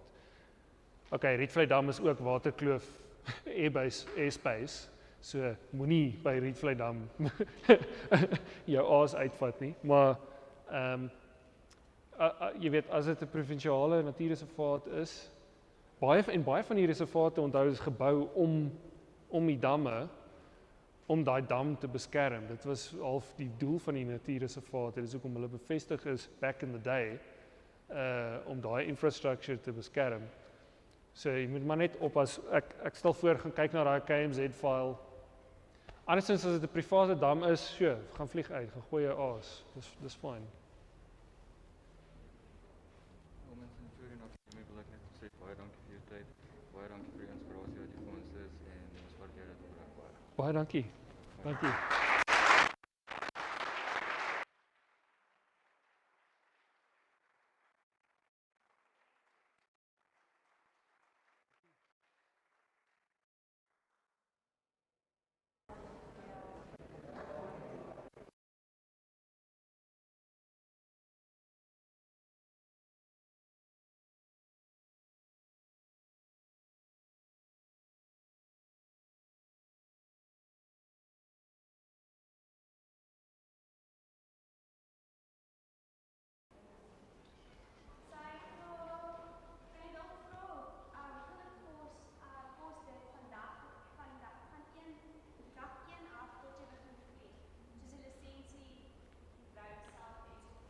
Okay. So dit hang af wat se roete jy volg. Soos ek gesê het, jy kan die papierwerk alles self doen, dan gaan dit vir jou aansienlik minder kos. Maar as jy 'n konsultant moet huur, hulle vra gewoonlik nie minder as R100,000 nie. So ek weet nie hoeveel kos die lisensies nou nie, die pilot licenses nie, maar toe ek het gedoen het, was dit ek dink dit was 12,000 vir die teorie en 12,000 vir die prakties. So dis om en by 25,000-30,000 rand vir daai pilot license. Maar onthou, dis net een deel van. As jy wil dit is nog steeds nie 'n slegte idee om jou pilot license te doen nie, want wat jy kan doen is jy kan registreer onder enige company wat 'n ROC het. So byvoorbeeld, ons gee geleentheid vir mense wat drone projekte wil doen. As die projek vir ons interessant genoeg is en daar, jy weet, as jy met jou eie befondsing kom, as dit 'n universiteitsstudie is of so iets, dan kan jy of jou lisensie doen en onder ons registreer om die werk te doen, of jy weet, ons kan daai projekte vir jou vlieg as dit nodig is. Maar ongelukkig is dit nog steeds baie duur. Ek weet dit het begin goedkoper raak, veral in die afgelope 2 jaar, soos waar daar meer training ouens is. So ek dink gaan kyk maar net wat dit nou kos.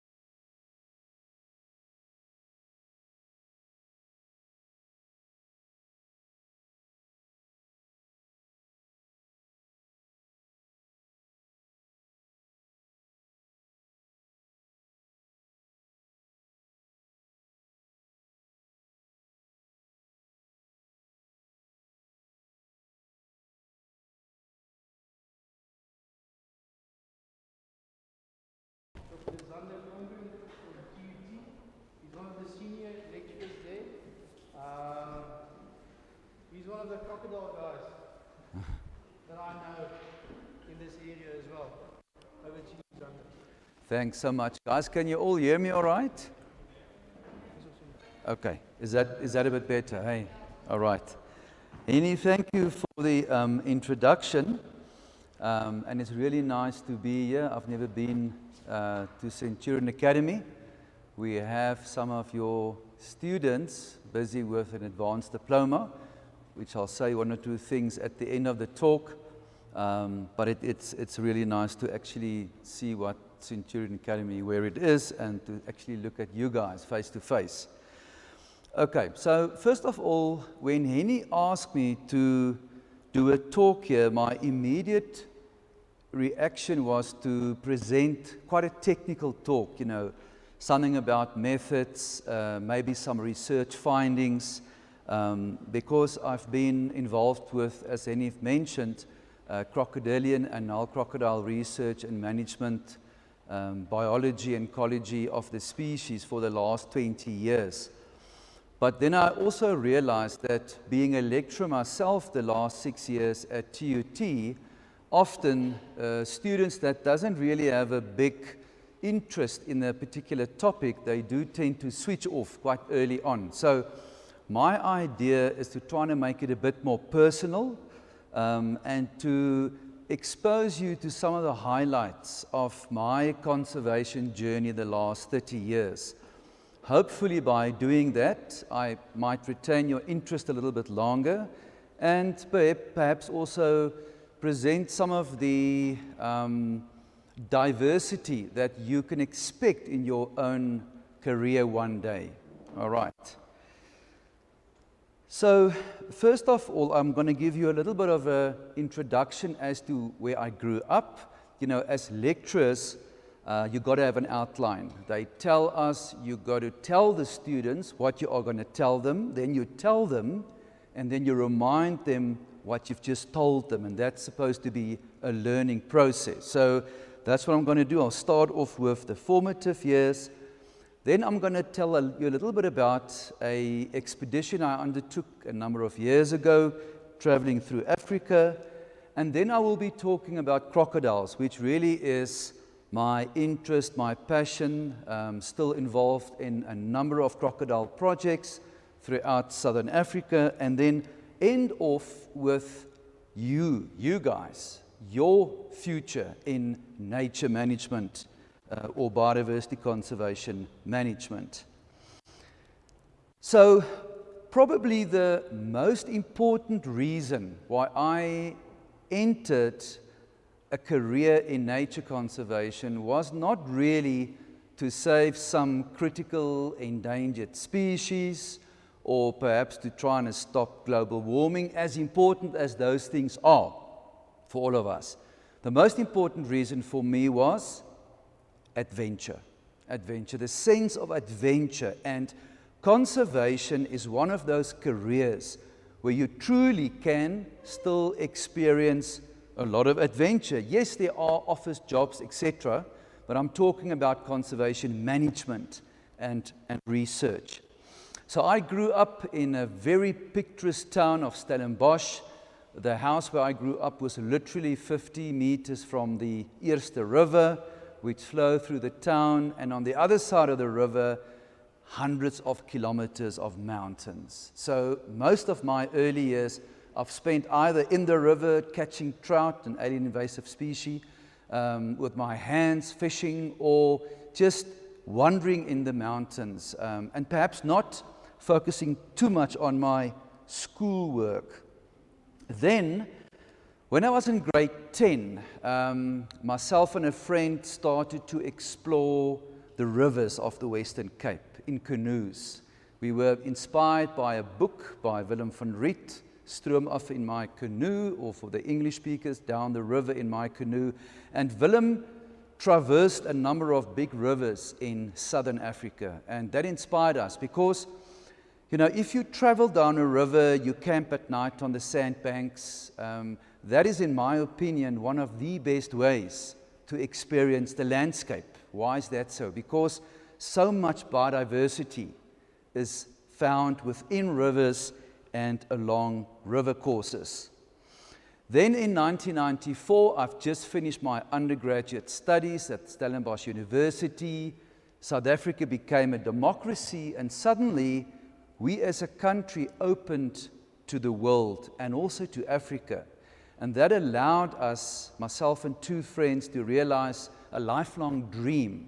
And that was to travel through the continent from Stellenbosch in the south all the way along that little red line. We wanted to go to Europe, but unfortunately, we got as far as Mauritania in the northwest of the continent, but because of disputes between Mauritania and Morocco about this country called Western Sahara, we were not able to enter Morocco or Western Sahara and then Morocco. We also couldn't head through Algeria at that stage because of the fundamentalists.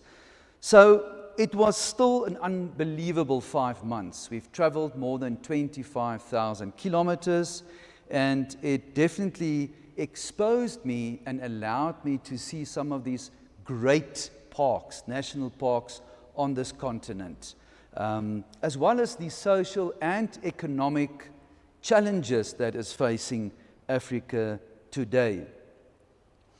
It was a wonderful journey, and we particularly made a point of going through these national parks on motorbike. It's easy. You can literally drive anywhere. You're not stuck to particular roads. This photograph was taken in one of the saline lakes in Kenya with a young Maasai warrior there. We crossed Zaire, which is now known as the Democratic Republic of the Congo, within the monsoon period, which made it incredibly hard. In the monsoon, Zaire receives, in the northern parts where we crossed it, up to 300 millimeters of rain in a month. So that's like a centimeter of rain every day. And because of that, we had to, on some days, spend 5, 6, 7, 8 hours traveling, covering perhaps 25 kilometers on the motorbike. It was just a mud bath. There is no tar roads through the rainforest, and it is really, really hard going. We went through the Ituri forest, and we saw the pygmies, very traditional people, still very short. An average man would be about that height, small houses, and it was just an absolutely unbelievable experience to see that there are some places still remaining in Africa that is truly wild. That is truly wild. Because the reality is, when you travel through Africa, you tend to see people. Except in the national parks, there's people all along the roads. So you get a sense of just the number of people that's in Africa. This photograph was taken in the Sahel in Central Africa, and in Zaire. We got injured. I had an accident. My front tire blew out in the 100 meters of tar road in that country, Central African Republic, just before Bangui. So it was so nice for an instant, to drive 100 km an hour. I had this blowout and injured my right foot to the point where I got gangrene in my foot. Got to a medical doctor, luckily, and then started the process. But the healing really, only occurred once we left that Central African rainforest. This is a photograph of Christo, one of my friends, busy with wound management. So as soon as it got dry, it was possible for these wounds to slowly start.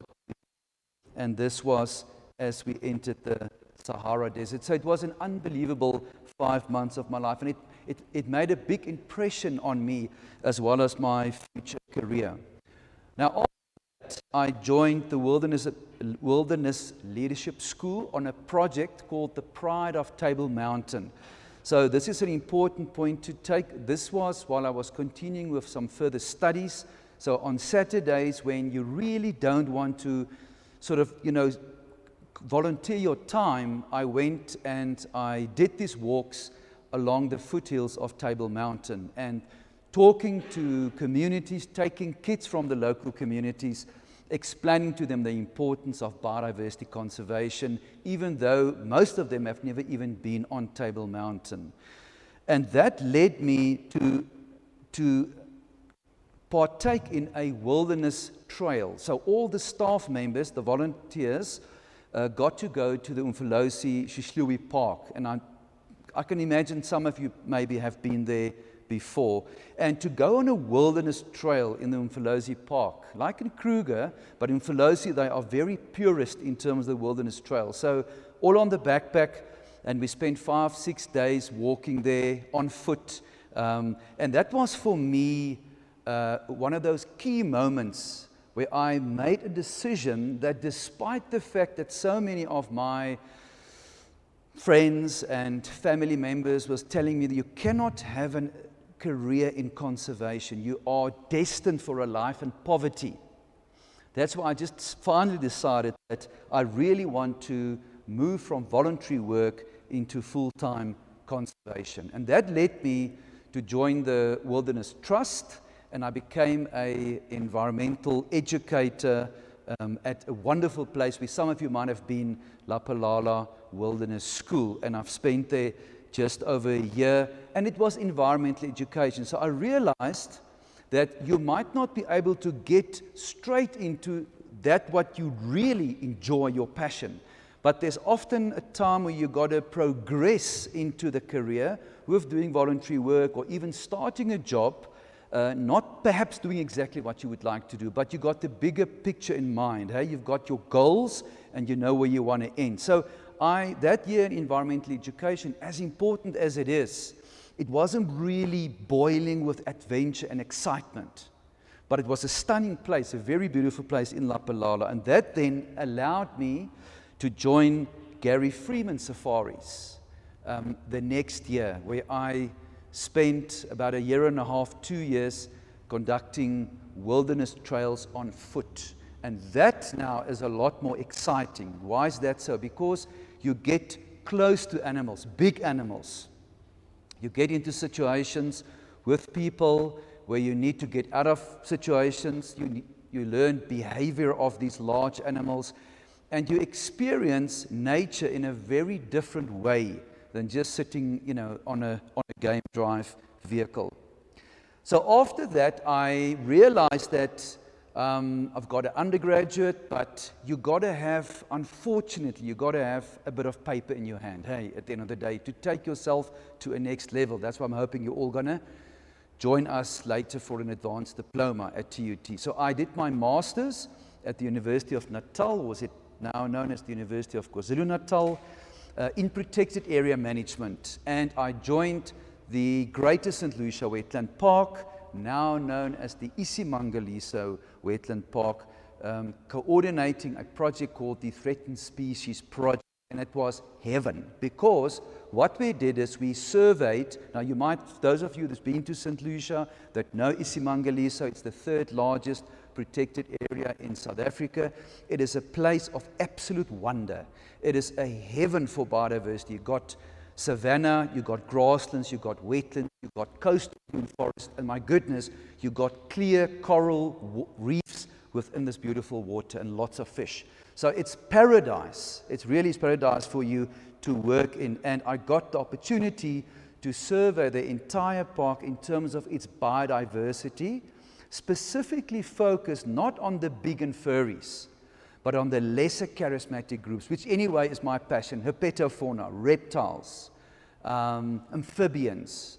We did a lot of bird work as well, and it was just an incredible experience to be able to, on the ground level, start to know what's actually in this place and to record new distributions for the species. We've recorded a few first records for the park and for the province. Just a wonderful time. And that brings me to really what my passion is all about and where my interest is, and that is in crocodiles. Now, we've got 5 species on the continent, as I'm hoping you all know, but the species that we have here in South Africa, obviously, and in Southern Africa, is the Nile crocodile. So where did this interest for me in Nile crocodile start? Well, it started way back before I joined the Threatened Species Project, or Isimangaliso. When I was in 1992, still busy with my Stellenbosch studies, myself and two friends decided we want to now paddle the Okavango Delta all the way from Shakawe in the north to Maun in the south. But we didn't realize that there's this issue of Caribbean weed. So when we got to the Botswana border in the north, the conservation agencies or the border people told us that we can't take our canoes into the delta because of Caribbean weed. We got to drive all the way to Gaborone to get this canoe sprayed. And that was obviously not possible because we came up through Namibia. So we then thought, okay, we are here, let's look at another river system. And there's a river called the Kwanda River, which forms it kind of links up with the Linyanti. It is very, very wild country, and we somehow obtained this permit, probably because the field ranger didn't really understand us very well. We actually got a permit to canoe down the Kwanda River, and we started our journey to Lodge, and we traveled south from Liashulu Lodge down the Kwanda River. Now, when we were talking to the people at Liashulu Lodge, they were a little bit taken aback that we are now going to canoe down this river. We always thought, people told us that hippos are the biggest danger when you go into a river. Crocodiles, don't really worry about them so much. This is a photograph of my two friends paddling. The one wasn't that particularly stable. These are K1s or racing canoes, which we used for races in the Western Cape. And we approached this particular river section. We saw there was a crocodile, and it came from the bank into the main course of the river. It went down, and the next second, this crocodile attacked the middle boat of my friend and basically pulled him from his canoe. I can still remember that yellow eye looking into the crocodile as he grabbed the canoe, shook it, grabbed the paddle, and eventually pulled over my friend. And as he went over, we thought that that's it. I mean, there's no ways he will survive this attack. He made his way towards the Phragmites Reach. Now, you don't have the bank immediately. You got a couple of 100 meters of reed, so he couldn't actually get out of the water. Long story short, we retrieved his canoe, got back to him, and obviously he wasn't really keen to get back into the canoe, but he realized that he had to get into the canoe. That photograph was taken just after the attack, trying to give him a little bit of sugar water just to calm the nerves, because it was a very, very frightening experience. But I think that experience really got me particularly interested in Nile crocodiles, and that then has led to my master's degree, a practical project of my master's, where I looked at the population status of a wonderful place, which I hope all of you know, Lake Sabai. It is the largest permanent freshwater lake in southern Africa. We have lots of big dams, but we don't have lots of natural freshwater lakes. It's situated between Lake St. Lucia and Cozy Bay system. And what I did for my master's was to compare aerial counts, which we did in microlights, as well as spotlight counts and then nesting counts to get a handle of the component. And by the way, the population at Sabai decreased rapidly, so there was a good reason also to do the research. That then again led to my PhD, which I only did because it allowed me to work more on crocs. I wasn't particularly interested in academia or publishing papers. I just really, really wanted to work with this unbelievable species, this Nile crocodile, which in all ways embodies adventure, excitement, interesting, and also, despite what people might think, really there's very little known about the biology and the ecology of Nile crocodiles, although some studies obviously have been taken. So we formed a project called the Zululand Crocodile Research Program, consisting of 3 students. Myself, I mainly look at the St. Lucia estuarine system, but there were other students looking at Ndumu Game Reserve, another wonderful place, and then Pongolapur Dam. So we investigated population dynamics, the reproductive ecology, ecotoxicology, and feeding ecology using stable isotope analysis. This is just an indication of the different vehicles that we use to survey crocodiles. So one of my chapters was about the population status and trends. So we used different types of vehicle platforms like microlights and obviously Cessna, Bathawk, etc. Also, in terms of the reproductive component, we did a lot of nesting surveys. As you probably hopefully will know, crocodiles don't nest in trees, although they are evolutionarily very closely related to birds. They nest in the ground. They make a hole, at least the Nile crocodile. There are other crocodilian species that are mound nesters, scraping vegetative material together. And we even use paragliders to survey these crocodile nests, because a lot of the nests are next to swamp forest, lots of buffalo, lots of hippo. Very, very dangerous to actually move in those areas if you don't have a nice aerial platform. And we're also, that little white rectangular is just to show you that we've identified each individual female based on her skewed pattern. Like zebras, giraffes, many other animal species, you can identify crocodiles to the individual. What I'm going to do now is just to expose you, instead of presenting a lot of dry research findings, I'm going to just give you a bit of a visual overview as to how did we find these animals, how did we catch them, and then what did we do with them afterwards. So we used, because there's really only two guys, that was myself and my friend John Warner that did our PhDs on the species. We couldn't have a lot of big cages, etc. So we made use of all sorts of trapping devices. In this case, it's a trap, a baited trap. This is another baited trap that we've used camera traps at night to try and get more information in terms of how the crocodile get into the trap. So there's a wire snare, there's a tripping mechanism. And then we caught these crocs up to about 2.3 meters in the St. Lucia system.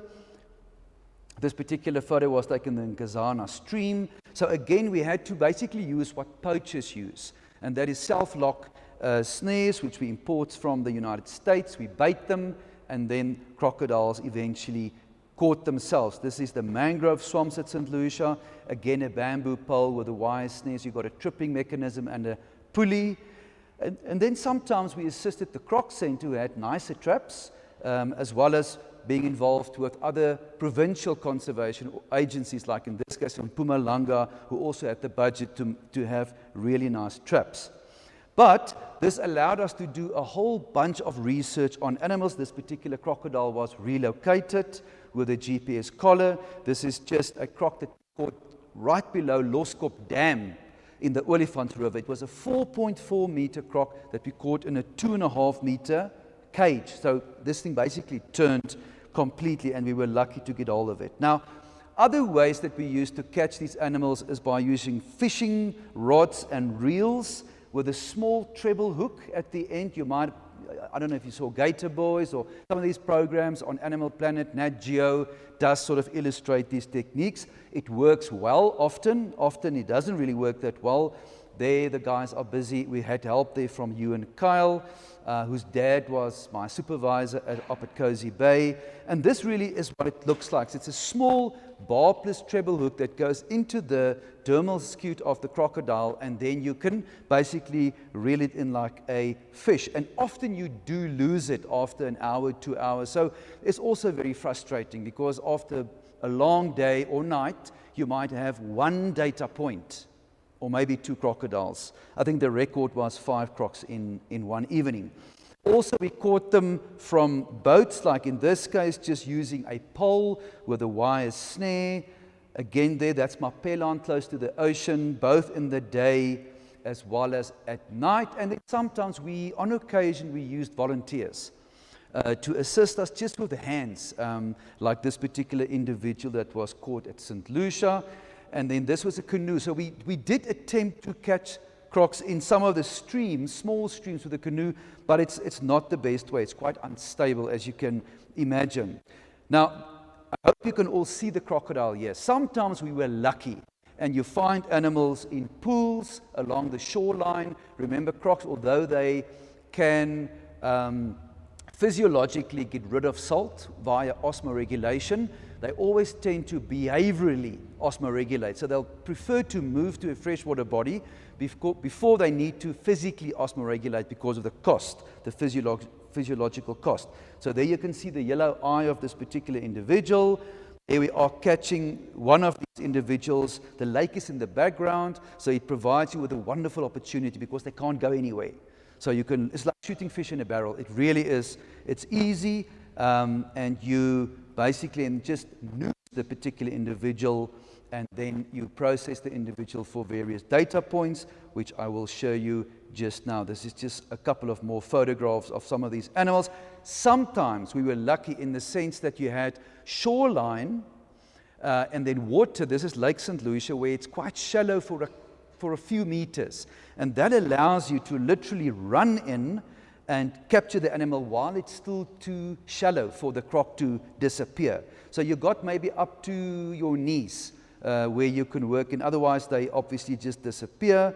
So these are just a couple of photographs. Again, you and Carl helping us to capture some of these. Unfortunately, crocs learn. So they learn quickly. And once you've done this a couple of times, they get very clever. And when you stop your vehicle, already the crocodiles are moving into the water. But this is a great way of then, again, getting data. This day we got lucky. There was a waterbuck carcass, and there were about 5 or 6 crocodiles around the carcass. It was fairly shallow, so we were able to catch 3 crocs right there on the shoreline. And this is basically the 3, and wonderful, there they are. We can process them for a number of parameters. This is another technique where you don't have a fishing rod and reel, but you throw with a Kevlar rope, also with some treble hooks from a boat. You can see those arrows indicate the line. So you obviously got to try and see the crocodile first. Here we're bringing in a croc towards the boat. That's John in the Sherry River in Malawi. So we had the good fortune of also being able to do some research in other African countries. This is a boat on the Lwandi, on the Sherry River, Lwandi National Park. And we caught this 4.5 meter individual. It fought 2.5 hours on that end of that treble hook, and eventually we were able then to bring it out. We pulled it out with a Land Rover, and we were able, John is taking blood, we were able to sample. Sometimes in the smaller streams you can also find crocs because they tend to burrow. They create these caves within river systems or stream systems, and if you're lucky, you can try and get hold of the animal. Here, Russ Lowers, which is an ecologist in Florida at the Cape Canaveral, close to Cape Canaveral, in that estuarine system there, is busy basically attaching this Kevlar rope and the hooks to a bamboo pole, and sure as hell he was lucky, hooked it, and out comes the crocodile. This is a croc busy going back into a burrow, and just before it moved into the burrow, we were lucky in the sense that we could put the snare around the tail. So normally we will catch it from the head side. This time we did it from the tail, and we had to use then block and tackle, literally to rope that crocodile with block and tackle out of the hole. This is just another photograph of crocodile burrows. That's we don't have time to go into a lot of detail.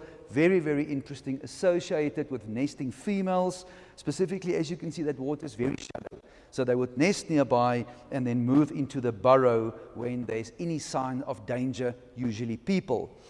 Here we're just busy checking out another burrow, and you can see this particular burrow had like 9 or 10 crocs. So you had some of these very extensive burrows, communal burrowing, literally.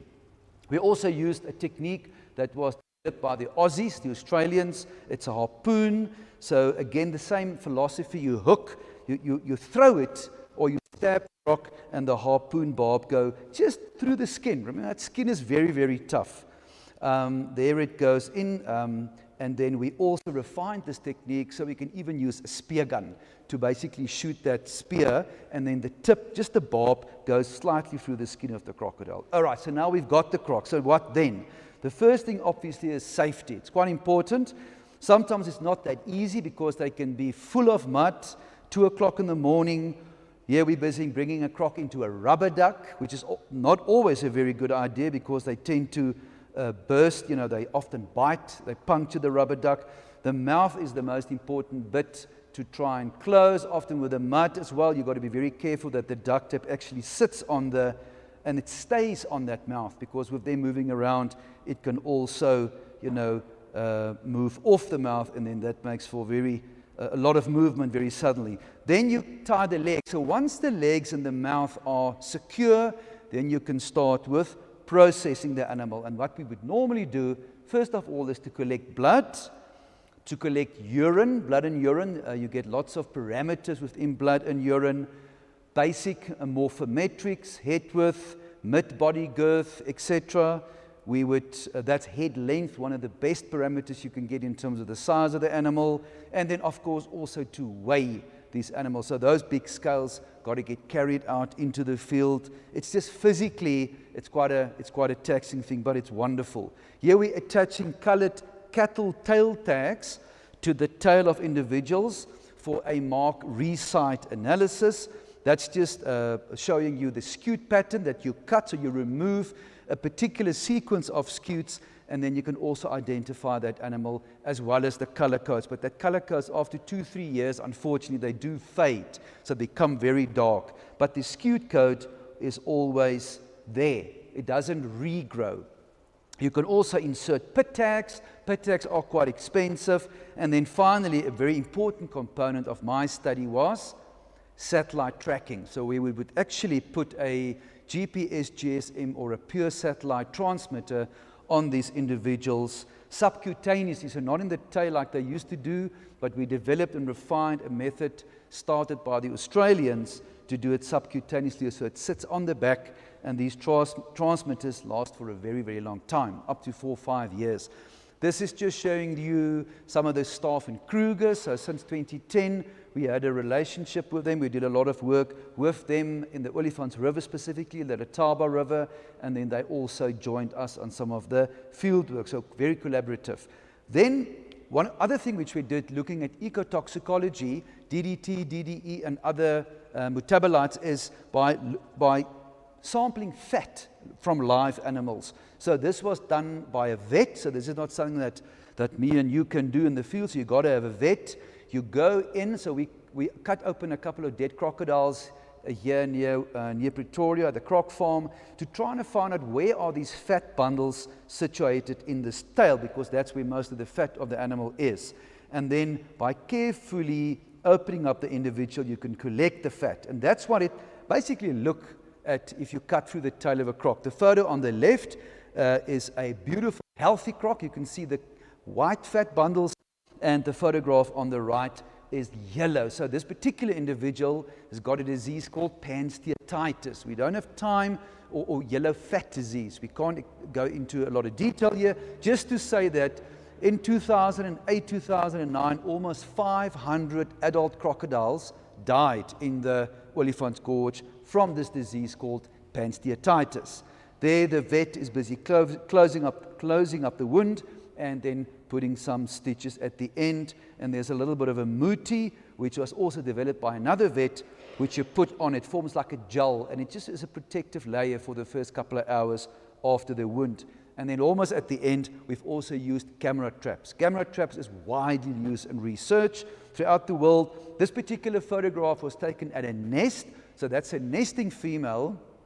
This, in fact, was the very first camera we set, and the very first time we went to collect the photographs, we got this unbelievable, beautiful photograph of the largest terrestrial predator, leopard, eyeballing a nesting female. We also used camera traps to look at when do these females excavate the nests. You can see at night. Nest predation was also investigated. Here we got a water likavan predating a crocodile nest, and this is a swamp or a water mongoose doing the same thing. This female is liberating eggs, or the hatchling, should I say, at the end of the hatching season. And if she don't do that, all those eggs will die in the nest. And you can see it's unbelievable. The same animal that can pull in a buffalo or wildebeest has got the ability to take those eggs and gently crack them in her mouth by rolling them between her palate and her tongue, and therefore releasing the hatchlings. Now, when you work with crocodiles, the biggest problem is never crocodiles, it's hippos. Wherever you find crocodiles in Africa, you have hippos. And we've had many, many instances where we had to run away, get away, had terrible, harrowing escapes from this particular animal. If you look at this photograph, you can see there's some crocodiles. This is the Nkazana stream flowing into Lake St. Lucia. And can you spot the hippo? That arrow indicates the hippo. So you might be coming down with your catching equipment, very happy that you're going to try to catch some crocs, but in the meantime, there's a huge hippo or two waiting for you in the reeds.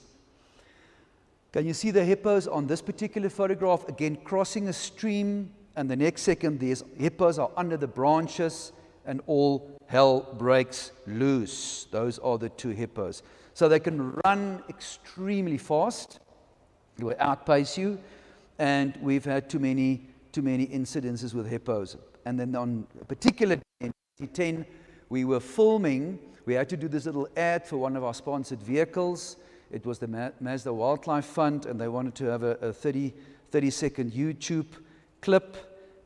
This photograph was then taken in the beautiful, beautiful Nkazana stream. It's swamp forest. It's like going back in time if you operate in those areas. It's just beautiful. Very, very dense. Very dense. So while we filmed, while we were busy getting ready to do this filming, unbeknown to us, a female and a calf were very close in the vegetation. We weren't aware of them, and the next second, I just heard Pete Calverley, shouting a word which I won't repeat, and then hippo, and then all hell broke loose, and then this hippo charged him. Now we were able to get away in the game path, but he couldn't get away, so he just took off into these ferns. But the hippo got hold of him. Luckily, he was wearing my backpack, brand new backpack from the United States, from Cabela's, just not even 2 weeks old, and a beautiful Nalgene water bottle, which those Nalgene bottles are like rock. They rock hard. And you can see there, while the hippo grabbed him on the backpack and spun him around and chewed the backpack. Luckily, he just got flung, and then later on, he thought, okay, hang on, maybe let me release myself from the backpack. And he played dead. And then he heard these small steps running away. And then you realize that probably is the baby hippo. And then the mum took off, luckily, before she actually caused any more damage. That was just a photograph of what the backpack looks like. So he was incredibly lucky to survive that attack, and we were very, very lucky that there wasn't a fatality, because if the hippo got hold of him, there was no ways that we would have ever gotten him to a hospital in time. And that would have sunk our project probably right there. So when you're out there in nature, specifically like places like St. Lucia, where there are things like hippo and buffalo, lots of buffalo, you've got to be aware. You've got to know the animal's behavior. You've got to be able to deal with situations. We were always armed, but in this case, the 458 that I was carrying would have made no difference. It happens too quickly. It happens too quickly. Now, where does that bring us? Toward the end of this chat, and that is you guys that's sitting here at Centurion Academy, study nature management. I had a quick chat with Henny as well. It looks like quite a nice course, because you both have conservation, you got some wildlife management, or what we used to call game ranch management, as well as some tourism subjects within this diploma. So, let me just see if I can move on to my... Oh yeah, okay, here we go. All right, so the first thing is that we are all aware of is the incredible high levels of unemployment in South Africa. We read about it every month in the paper, and that is a reality. Furthermore, it's also a reality, it's just life, that a lot of us are not within the demographic group where we are going to get very easily into a job, specifically at our governmental protected area. So that means you often need to look at private protected areas. But both government as well as provincial protected areas every year get less money to do the same work. And we have this huge reality of often having thousands and thousands of unemployed people on the boundaries of these protected areas, and they're looking into the protected area to provide them with some resources, like we do in a number of protected areas. But the pressure is just getting more and more and more, and government, for some reason, don't really understand the complexities of running these protected areas. But what really gets to me is when you arrive at Oliver Tambo, what do you see? You don't see these beautiful posters of mines and factories. You see wildlife. So that is the way that we sell our country. But the same government often is not really prepared to put money into these conservation areas. So private protected areas, yes, there are some advantages, there are some challenges. That is another place where you could get awesome experience, specifically because private protected areas by definition is a lot smaller than your government protected areas, and there's a lot of times much more intensive management. You've got to catch lions, you've got to catch wild dogs, move them around in a meter population management program. You're going to do contraception on elephants. So it's a lot more hands-on than in a place like Kruger, for instance, where there's very little interference except when there's scientific research happening. The negative thing about private protected areas, as you probably are well aware of, is just the funding. They tend to pay a lot less than government protected areas. And at the end of the day, the reality is, whether you like it or not, you got to put food on the table. You might have a family. You might have kids. Those kids need to go to school, or you might need to homeschool. So there are pros and cons. Then in terms of tourism, that's another opportunity, a lot of potential opportunities in the tourism sector, but be careful. Okay, you're going to start out maybe as a jeep jockey, maybe like I did, walking trails. But the problem is that a lot of these tourism operators don't really do biodiversity management conservation. They don't do management. So if you become too specialized as a guide, what's going to happen to you? You're going to become a manager of guides. Eventually you're going to become a lodge manager, and you sit on the career. So you've got to be aware that even if you do it, and I believe you guys have Fagasa as part of your plan, I think, even if you do it, it's a wonderful opportunity to get into a career. But just be careful how long you stay in that career, because you're going to get very specialized. Wonderful places, there's many. There are hundreds of private tourism operators in this country, but and beyond and Sangita are two of the ones that I really believe are awesome to get into. Why is that so? Because not only providing you with opportunities in South Africa, but when you join them, you can get redeployed, not only in Africa, but also, for instance, I know and beyond, also guide in South America. Before I go on with consultation, is that the other thing just to remember is that there are NGOs, and then there's an organization which I'm hoping you're all familiar with, called African Parks. Okay, African Parks operate north of South Africa. Most of the managers are ex-South Africans, or South Africans still. They just work there. They employ local people. And I think the portfolio is about 13 protected areas are under the management of African Parks, which was founded by South Africans. So there are opportunities. Please don't just look at South Africa. There are opportunities north of our borders where you can get absolutely awesome conservation experience in some of the most beautiful places on this planet. Consultation work, yes, if you really got to do this at the end of the day, often it is working for an EIA. It is terribly boring. It pays well, but you can't anyway do that too early on in your career, because you're supposed to know something before anyone's going to pay you to be a consultant. My question to you is, why are you guys here? Why are you sitting in this chair that you are sitting? Why are you doing this nature management program?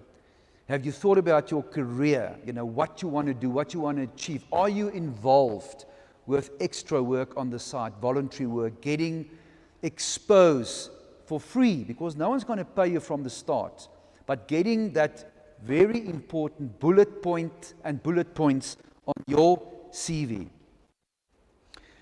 Do you have enthusiasm? And enthusiasm can only come when you're really passionate about something. Okay? I mean, I've told you, One of the most difficult things for our supervisor, PhD supervisor, was to try to get us to actually write up the results. We just wanted to carry on with field work indefinitely, because that's where the fun is, hey. But when you start writing up the results, and when you start to contextualize that in terms of other research, not only on Nile crocs, but alligator species, caiman species, gharials, then the work that you've done becomes a lot more interesting, and you do see the value of that, and the value that you can pull back or put back into the scientific community and let people know about the work that you've done, getting your work out there. Energy, guys, have you got the energy that goes with a career like this? Are you really dedicated, or are you just sort of floating? Unfortunately, the reality is I see it at TUT every day, lots of guys sitting in front of me. When I ask them at the end of the class, does anyone have any questions? Very often there's no hands, eh? They just looking back at me. All right, so just think about, why are you here? Hopefully you're not wasting your folks' money, okay? This is your career. Your whole career is ahead of you. Just think about those things. Are you prepared to work in a non-office job? Conservation doesn't have an 8 to 5. There's no agenda like that. Okay, it's a full-time, 24/7 career, and our HOD love talking about you actually getting paid in those sunsets. It's not entirely true. You need to have money on the table. But to some extent it is true. You're going to experience some of the most beautiful places on the continent or in the world. Okay, and that is satisfying. That gives you meaning and value for life. You've got to be prepared to work at night, during the day, hot hours of the day. You must see some of my practical students when we do stuff out there in the middle of the day. They got umbrellas for the sun. You know, doesn't work. That's not nature conservation. All right, you've got to be able to deal with those environmental conditions. Think about a family. Okay, if you isolate it on some station, at the end of the day, you might want to marry someone. So you've got to think about your partner. Hey? If they're an accountant or a dentist or a doctor, it might not be that easy to get that dream job and to apply for it if it's in Zambia or wherever. Okay, so there are realities. Children, malaria. Okay, if you've got little baby children under 3 years old, if they get sick, it's can be life-threatening. Schooling, how far do you got to take them to a school? Are you prepared to put them in a boarding school, or will you homeschool? Okay, those are the things that you got to think about. Not tomorrow, next year, now, today. We offer at TUT an advanced diploma. Okay, so you come, you apply online, and that used to be the old BTEC, the first year of the BTEC. It's now called an advanced diploma, and that then leads on to a postgraduate diploma. Why is that important? Because if you do that, you don't have to do it with TUT. There's Mpumalanga University, there are other institutions. But if you do that, you can get to the level of a master's degree. And why is that important? Because then you can focus on your passion, on what you really want to do. Okay, you're going to do your master's on some aspect, trying to solve a question, hypotheses, but please choose something that you are passionate about. Never choose something because you think it might look great on your CV. You've got to be able to spend the hours, hey? Master's 3 years of your life, PhD 5 years. It can be the best 3 years and the best 5 years of your life. But my goodness, if you choose wrong because of your other influences or your CV, no, it's not a good idea. I mean, I've been very fortunate. Just crocodiles allowed me to present research findings on 4 continents. I've seen a lot of the world because of the Crocodile Specialist Group and because of the ability to present stuff in other countries, the Amazon, Ibera wetlands, North America, even Europe. All right, so I want to encourage you to please think about what you want to achieve and then put your passion, put your energy in that. Get good grades because you gotta stand out, hey? Gotta stand out. Thank you, guys. Thanks.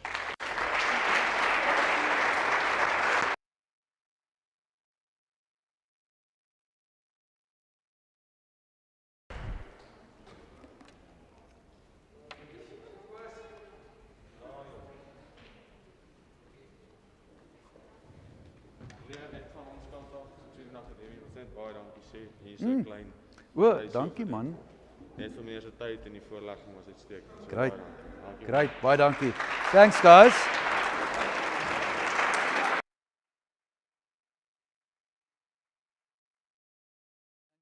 Hey, who's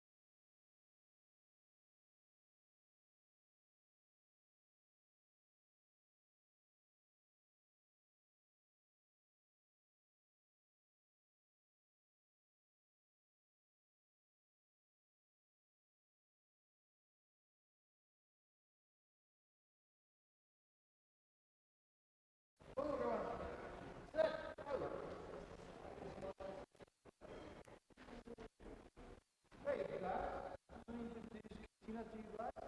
She's from Gauteng Nature Conservation, more specifically under the biodiversity stewardship program. Over to you. Thank you very much. Thank you, Henny. Thank you for the opportunity. Good day, everybody. Like Henny said, my name is Christina Siemens. I work for the Department of Agriculture and Rural Development in the Nature Conservation Directorate, so basically provincial nature conservation. Before I go into the presentation, I'd like to ask you a question. If any of you can complete the sentence on the first slide. Biodiversity stewardship as a means to what? I'm hoping someone has heard of biodiversity stewardship before. No takers. Voogdskap.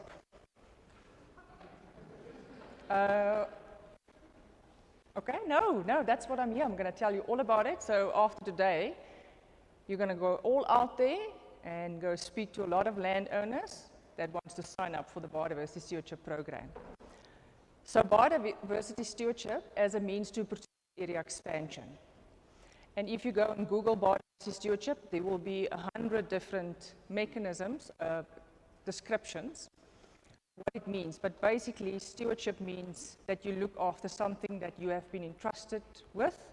And when you're a landowner with land, for instance, then it means that you look after the biodiversity that's been entrusted to you and that you manage it wisely and sustainably for future generations.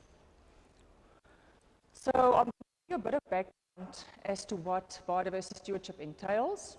We're going to look at the principles of biodiversity stewardship, the legal and policy framework, and the process and benefits of the mechanism. So when you think of any nature reserve or protected area, they were mostly declared under the provincial nature conservation ordinances. Unfortunately, the ordinances have shortcomings. No management authority, there's no management plan, and there's no auditing of the site as a nature reserve.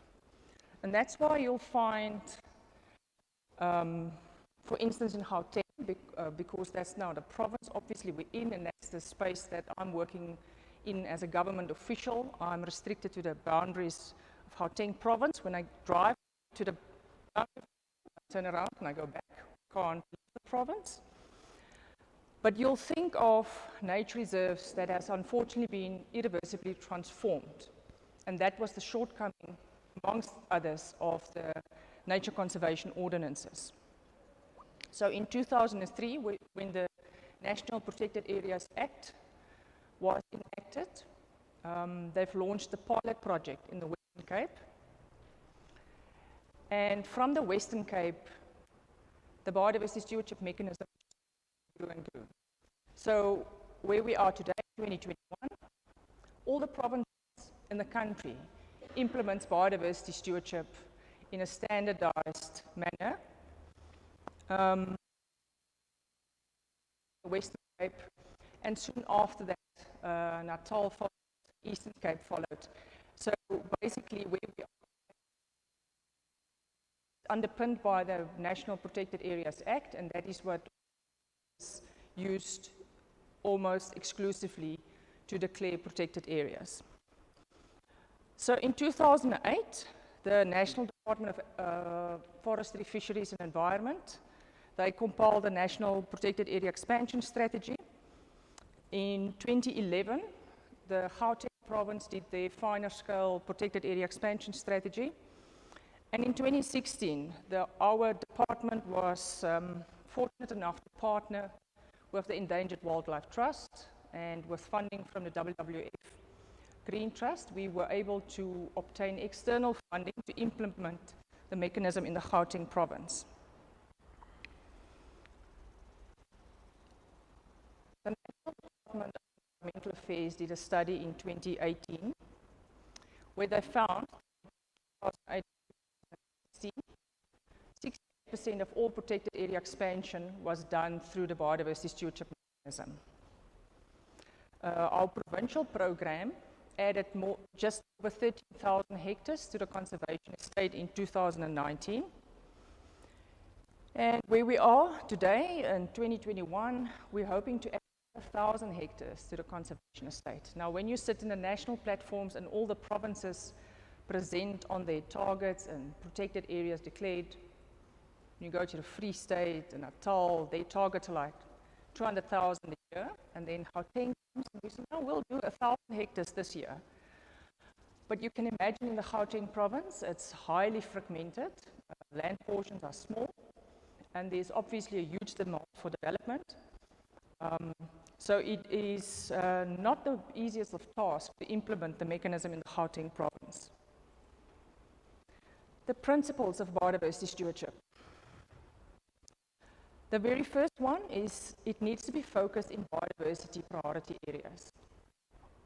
Obviously, we have limited resources, limited capacity. So we need to make sure our resources, it's in threatened ecosystems that are most in need of legal protection. So in essence, that also addresses another shortcoming from the nature conservation ordinances, because it doesn't matter essentially who you are. If your property doesn't meet minimum requirements with biodiversity attributes, we won't be able to assist you with the protected area status. Voluntary commitment. So the program is voluntary. Landowners, when we go to them to introduce the program, they don't have to participate if they don't want to, which obviously makes our life very difficult because a lot of the times you have willing landowners that falls outside of the biodiversity parameters, and where you go to, where you need to focus your efforts, you don't have willing landowners. Governance and partnerships. Biodiversity stewardship definitely doesn't operate in isolation. Our advocacy support we receive from SANBI, the South African National Biodiversity Institute, and also the Department of Forestry, Fisheries and the Environment. And all over in look to implement the program and to work. We always look for partners. We go to local municipalities, see where we can link up, where we can support their projects and they can support ours. We go to non-governmental organizations, NGOs, and that's one of the reasons why we still have the EWT on board as well with the Gauteng program. Contractual agreements. So NEMPA, which is short for the Protected Areas Act, makes provision for contracts, and that's very important because landowners buying in needs to understand the obligation that comes with having protected area status, and it obviously protected area because then you know it will be protected in the future. And it also gives the landowner some sort of reassurance because they know that the government department will support them throughout the involvement in the program. It's landowner focused. When we go to landowners, we always ensure that we understand their sort of motivation for participation, the limitations, the aspirations, and what they want from the program. We've recently a meeting, for instance, with a landowner just north of the Val Dam, where his biggest concern is fire, which comes from a certain direction.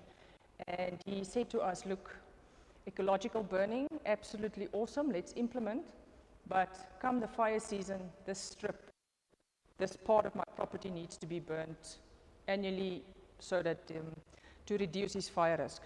So it's always important to sort of build those things in when you do your management plan and our contracts with the landowners. Extension support, absolutely crucial, because not all landowners are obviously protected area managers. So we stay involved with them.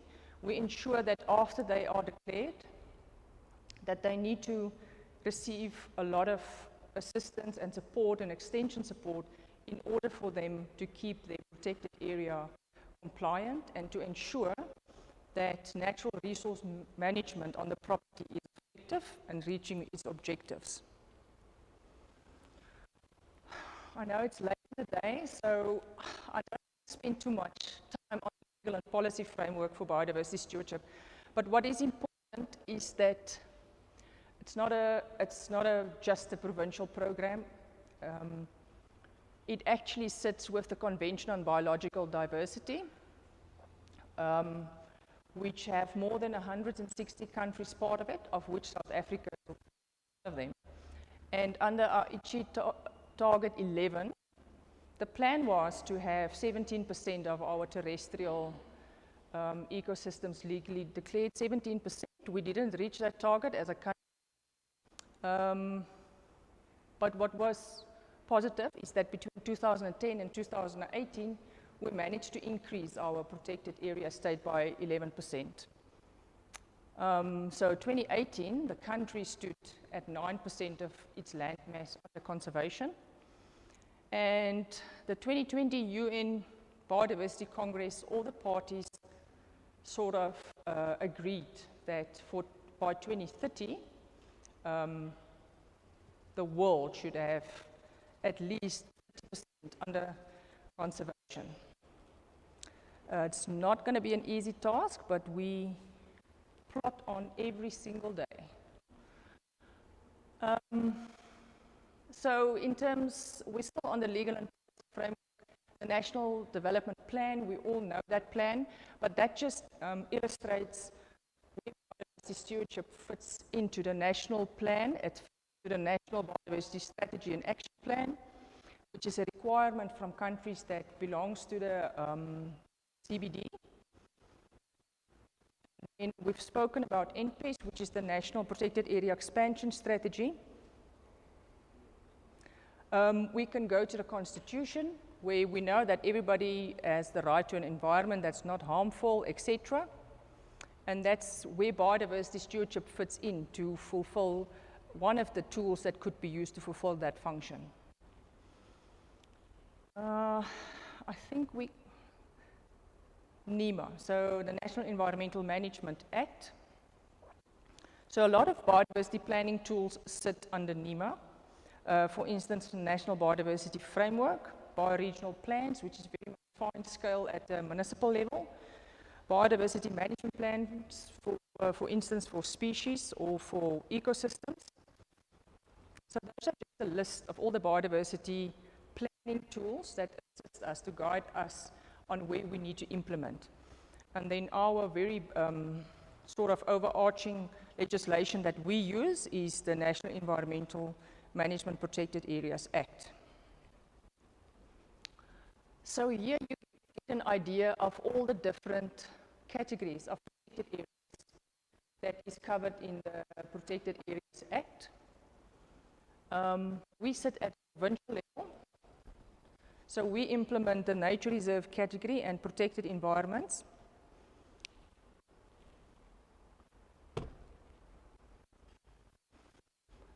Slide and show you what our conservation state in the province is made up of. We've got protected areas, which is our nature reserves and protected environments. They are declared in terms of NEMPA. They form part of our conservation estate. They contribute to profits, their legal status, they're legally declared. Then our conservation areas are more sort of informal arrangements. If you look at the bottom one, the biodiversity partnership areas, for instance, things like conservancy. As a province in Gauteng implement the lower three at the moment, but there's always to be made to look at the future.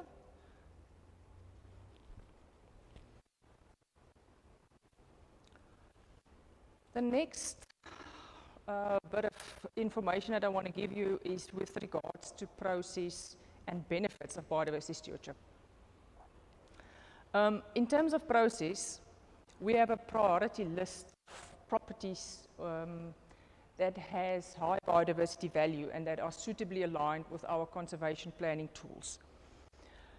But, you know, like I said before, you can always go to a landowner, and it's a voluntary program, so he or she might not decide to participate in the program. but we work according to that list, and as our knowledge increase of the biodiversity features of the province, that list gets updated. Proactive engagement, we go to landowners as the usual implementation mechanism. There are some instances where landowners come to us and say, look, we are interested in a protected area status. We do a lot of due diligence. We need to confirm that the person I'm speaking to is actually the landowner. And we also deal a lot of times with, for instance, trusts and companies and that sort of thing. So we need to ensure that all those sort of processes are in place. Determining the existence of a land claim, for instance, is one of the due diligence processes. So we usually ascertain the status of the land claim. In some cases, we need to wait for that process to be finalized, and in other instances, we are able to continue with the biodiversity stewardship process. We do ecological stewardship site assessments on the property, and it's basically going out, spend a few days on biodiversity as possible, and then also to ensure that the biodiversity attributes that was identified in the spatial planning tools are actually on site and they're still intact. We then present the findings to the Gauteng Biodiversity Stewardship Review Panel, and it basically consists of managers within the department, and they then review the property based on its biodiversity values. And based on that, they make a recommendation on which protected area category to offer to the landowner. And like I said before, as at the moment, we only implement the nature reserve option, environment option. We then compile a proposal to declare, which is submitted internally, and we inform the landowner of the protected area category that's recommended.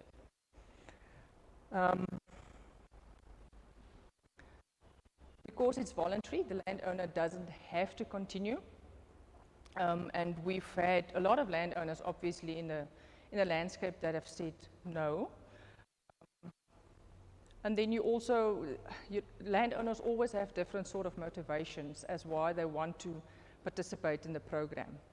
You might have lifestyle landowners that only goes to the property over a weekend, or you might have commercial farmers, maize farmers, cattle farmers. So in the program, we have a lot of different landowners that participate. We introduce the legal contracts and the management plan to the landowners. And we also assist them with the plan. So it's a huge incentive to landowners because it covers all the natural resource management aspects that they might be worried about, things like alien vegetation clearing or fire management. That's just explaining a little bit more about the process. As we make a submission to the MEC to publish the intent to declare, that then kickstarts the NEMPA 60-day public participation process. We collate all the comments that we receive, and we make another submission to the MEC for declaration. And then the property is essentially declared. We inform the Minister of Environmental Affairs, and we ensure that the GIS information is loaded onto the national database. In the case of a nature reserve category, there's title deed endorsements, which is another mechanism to ensure that if you sell the property, that the next landowner is obliged to continue with that land use of conservation, and obviously adds a level of security to the property. Ideally, we would want to rezone nature reserves out of the agricultural zoning, conservation zoning of the property, as it just makes more sense, and it adds another level of protection as well. All of these things are NEMPA requirements, so they're legal requirements. We assist the landowner to draft the management plan. We submit that to the MEC for approval.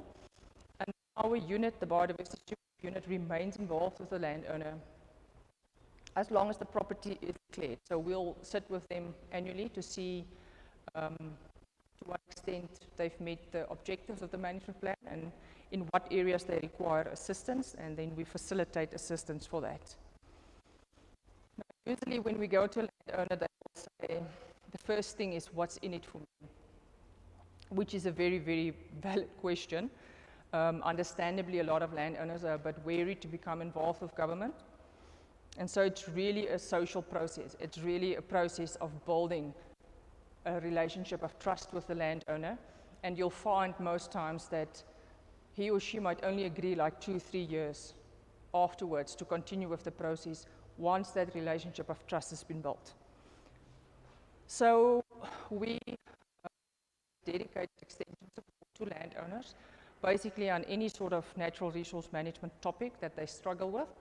If we don't have the expertise in-house, then we facilitate expertise from other departments or any sort of NGO that could potentially assist.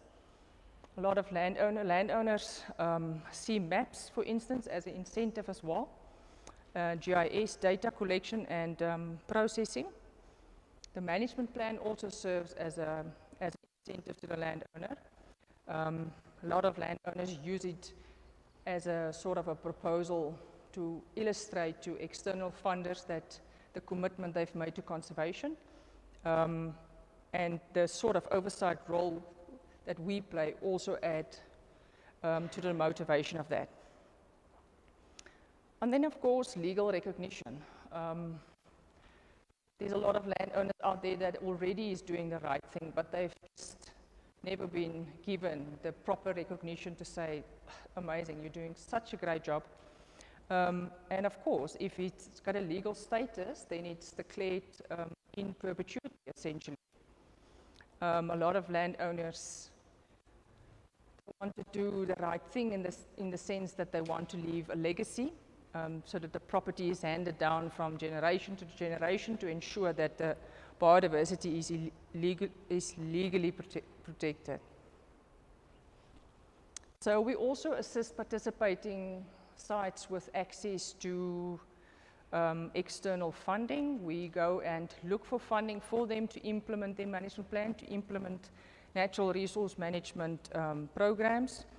You, for instance, have your National Department of Environmental Affairs. They've got NRM programs like your Working for Water, Working on Fire, and so forth. Fiscal tax incentives. So the nature reserve category, I haven't given a lot of explanation on each individual category of the biodiversity stewardship categories. Nature reserve category, when it's declared in perpetuity, there's tax incentives that could benefit landowners. And BirdLife South Africa has recently concluded a study whereby they engage landowners and how practical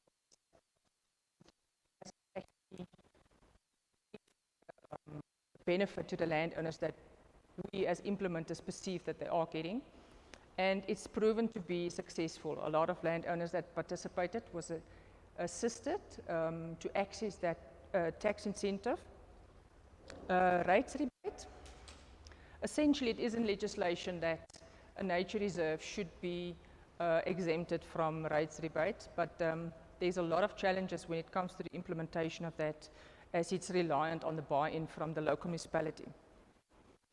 And then obviously participating sites in the program are members of the National Protected Area Network. They're formally part of the Provincial Area Network, and they're formally part of the National Protected Area Network. And then, as a department, we pay for the NEMPA declaration costs, which can be sometimes a costly exercise.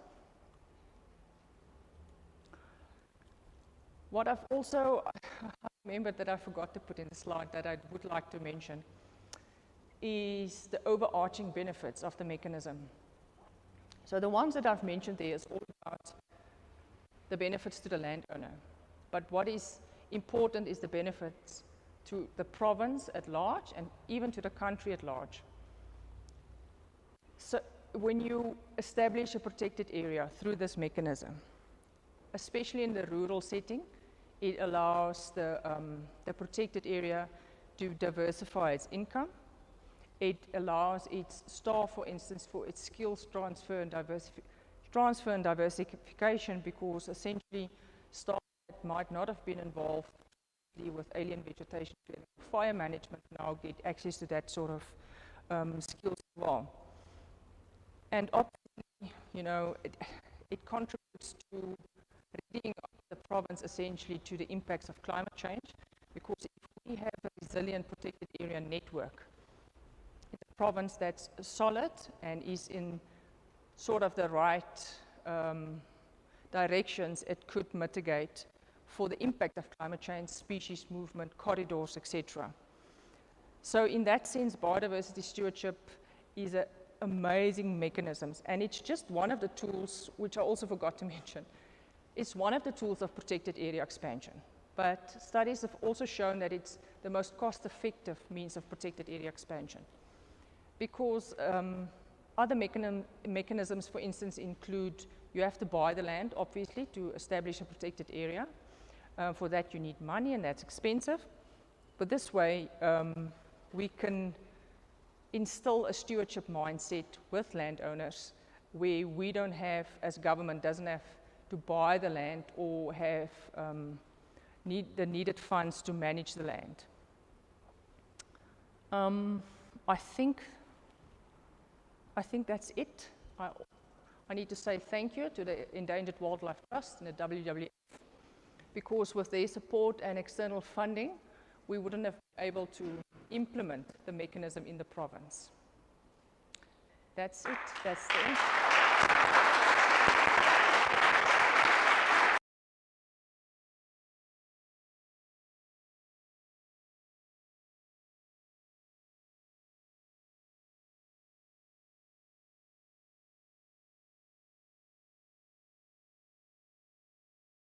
Dank u. Ek waardeer, maar ek mag dit nie aanvaar nie. Nee, ek mag. Thank you very much. I can't accept this.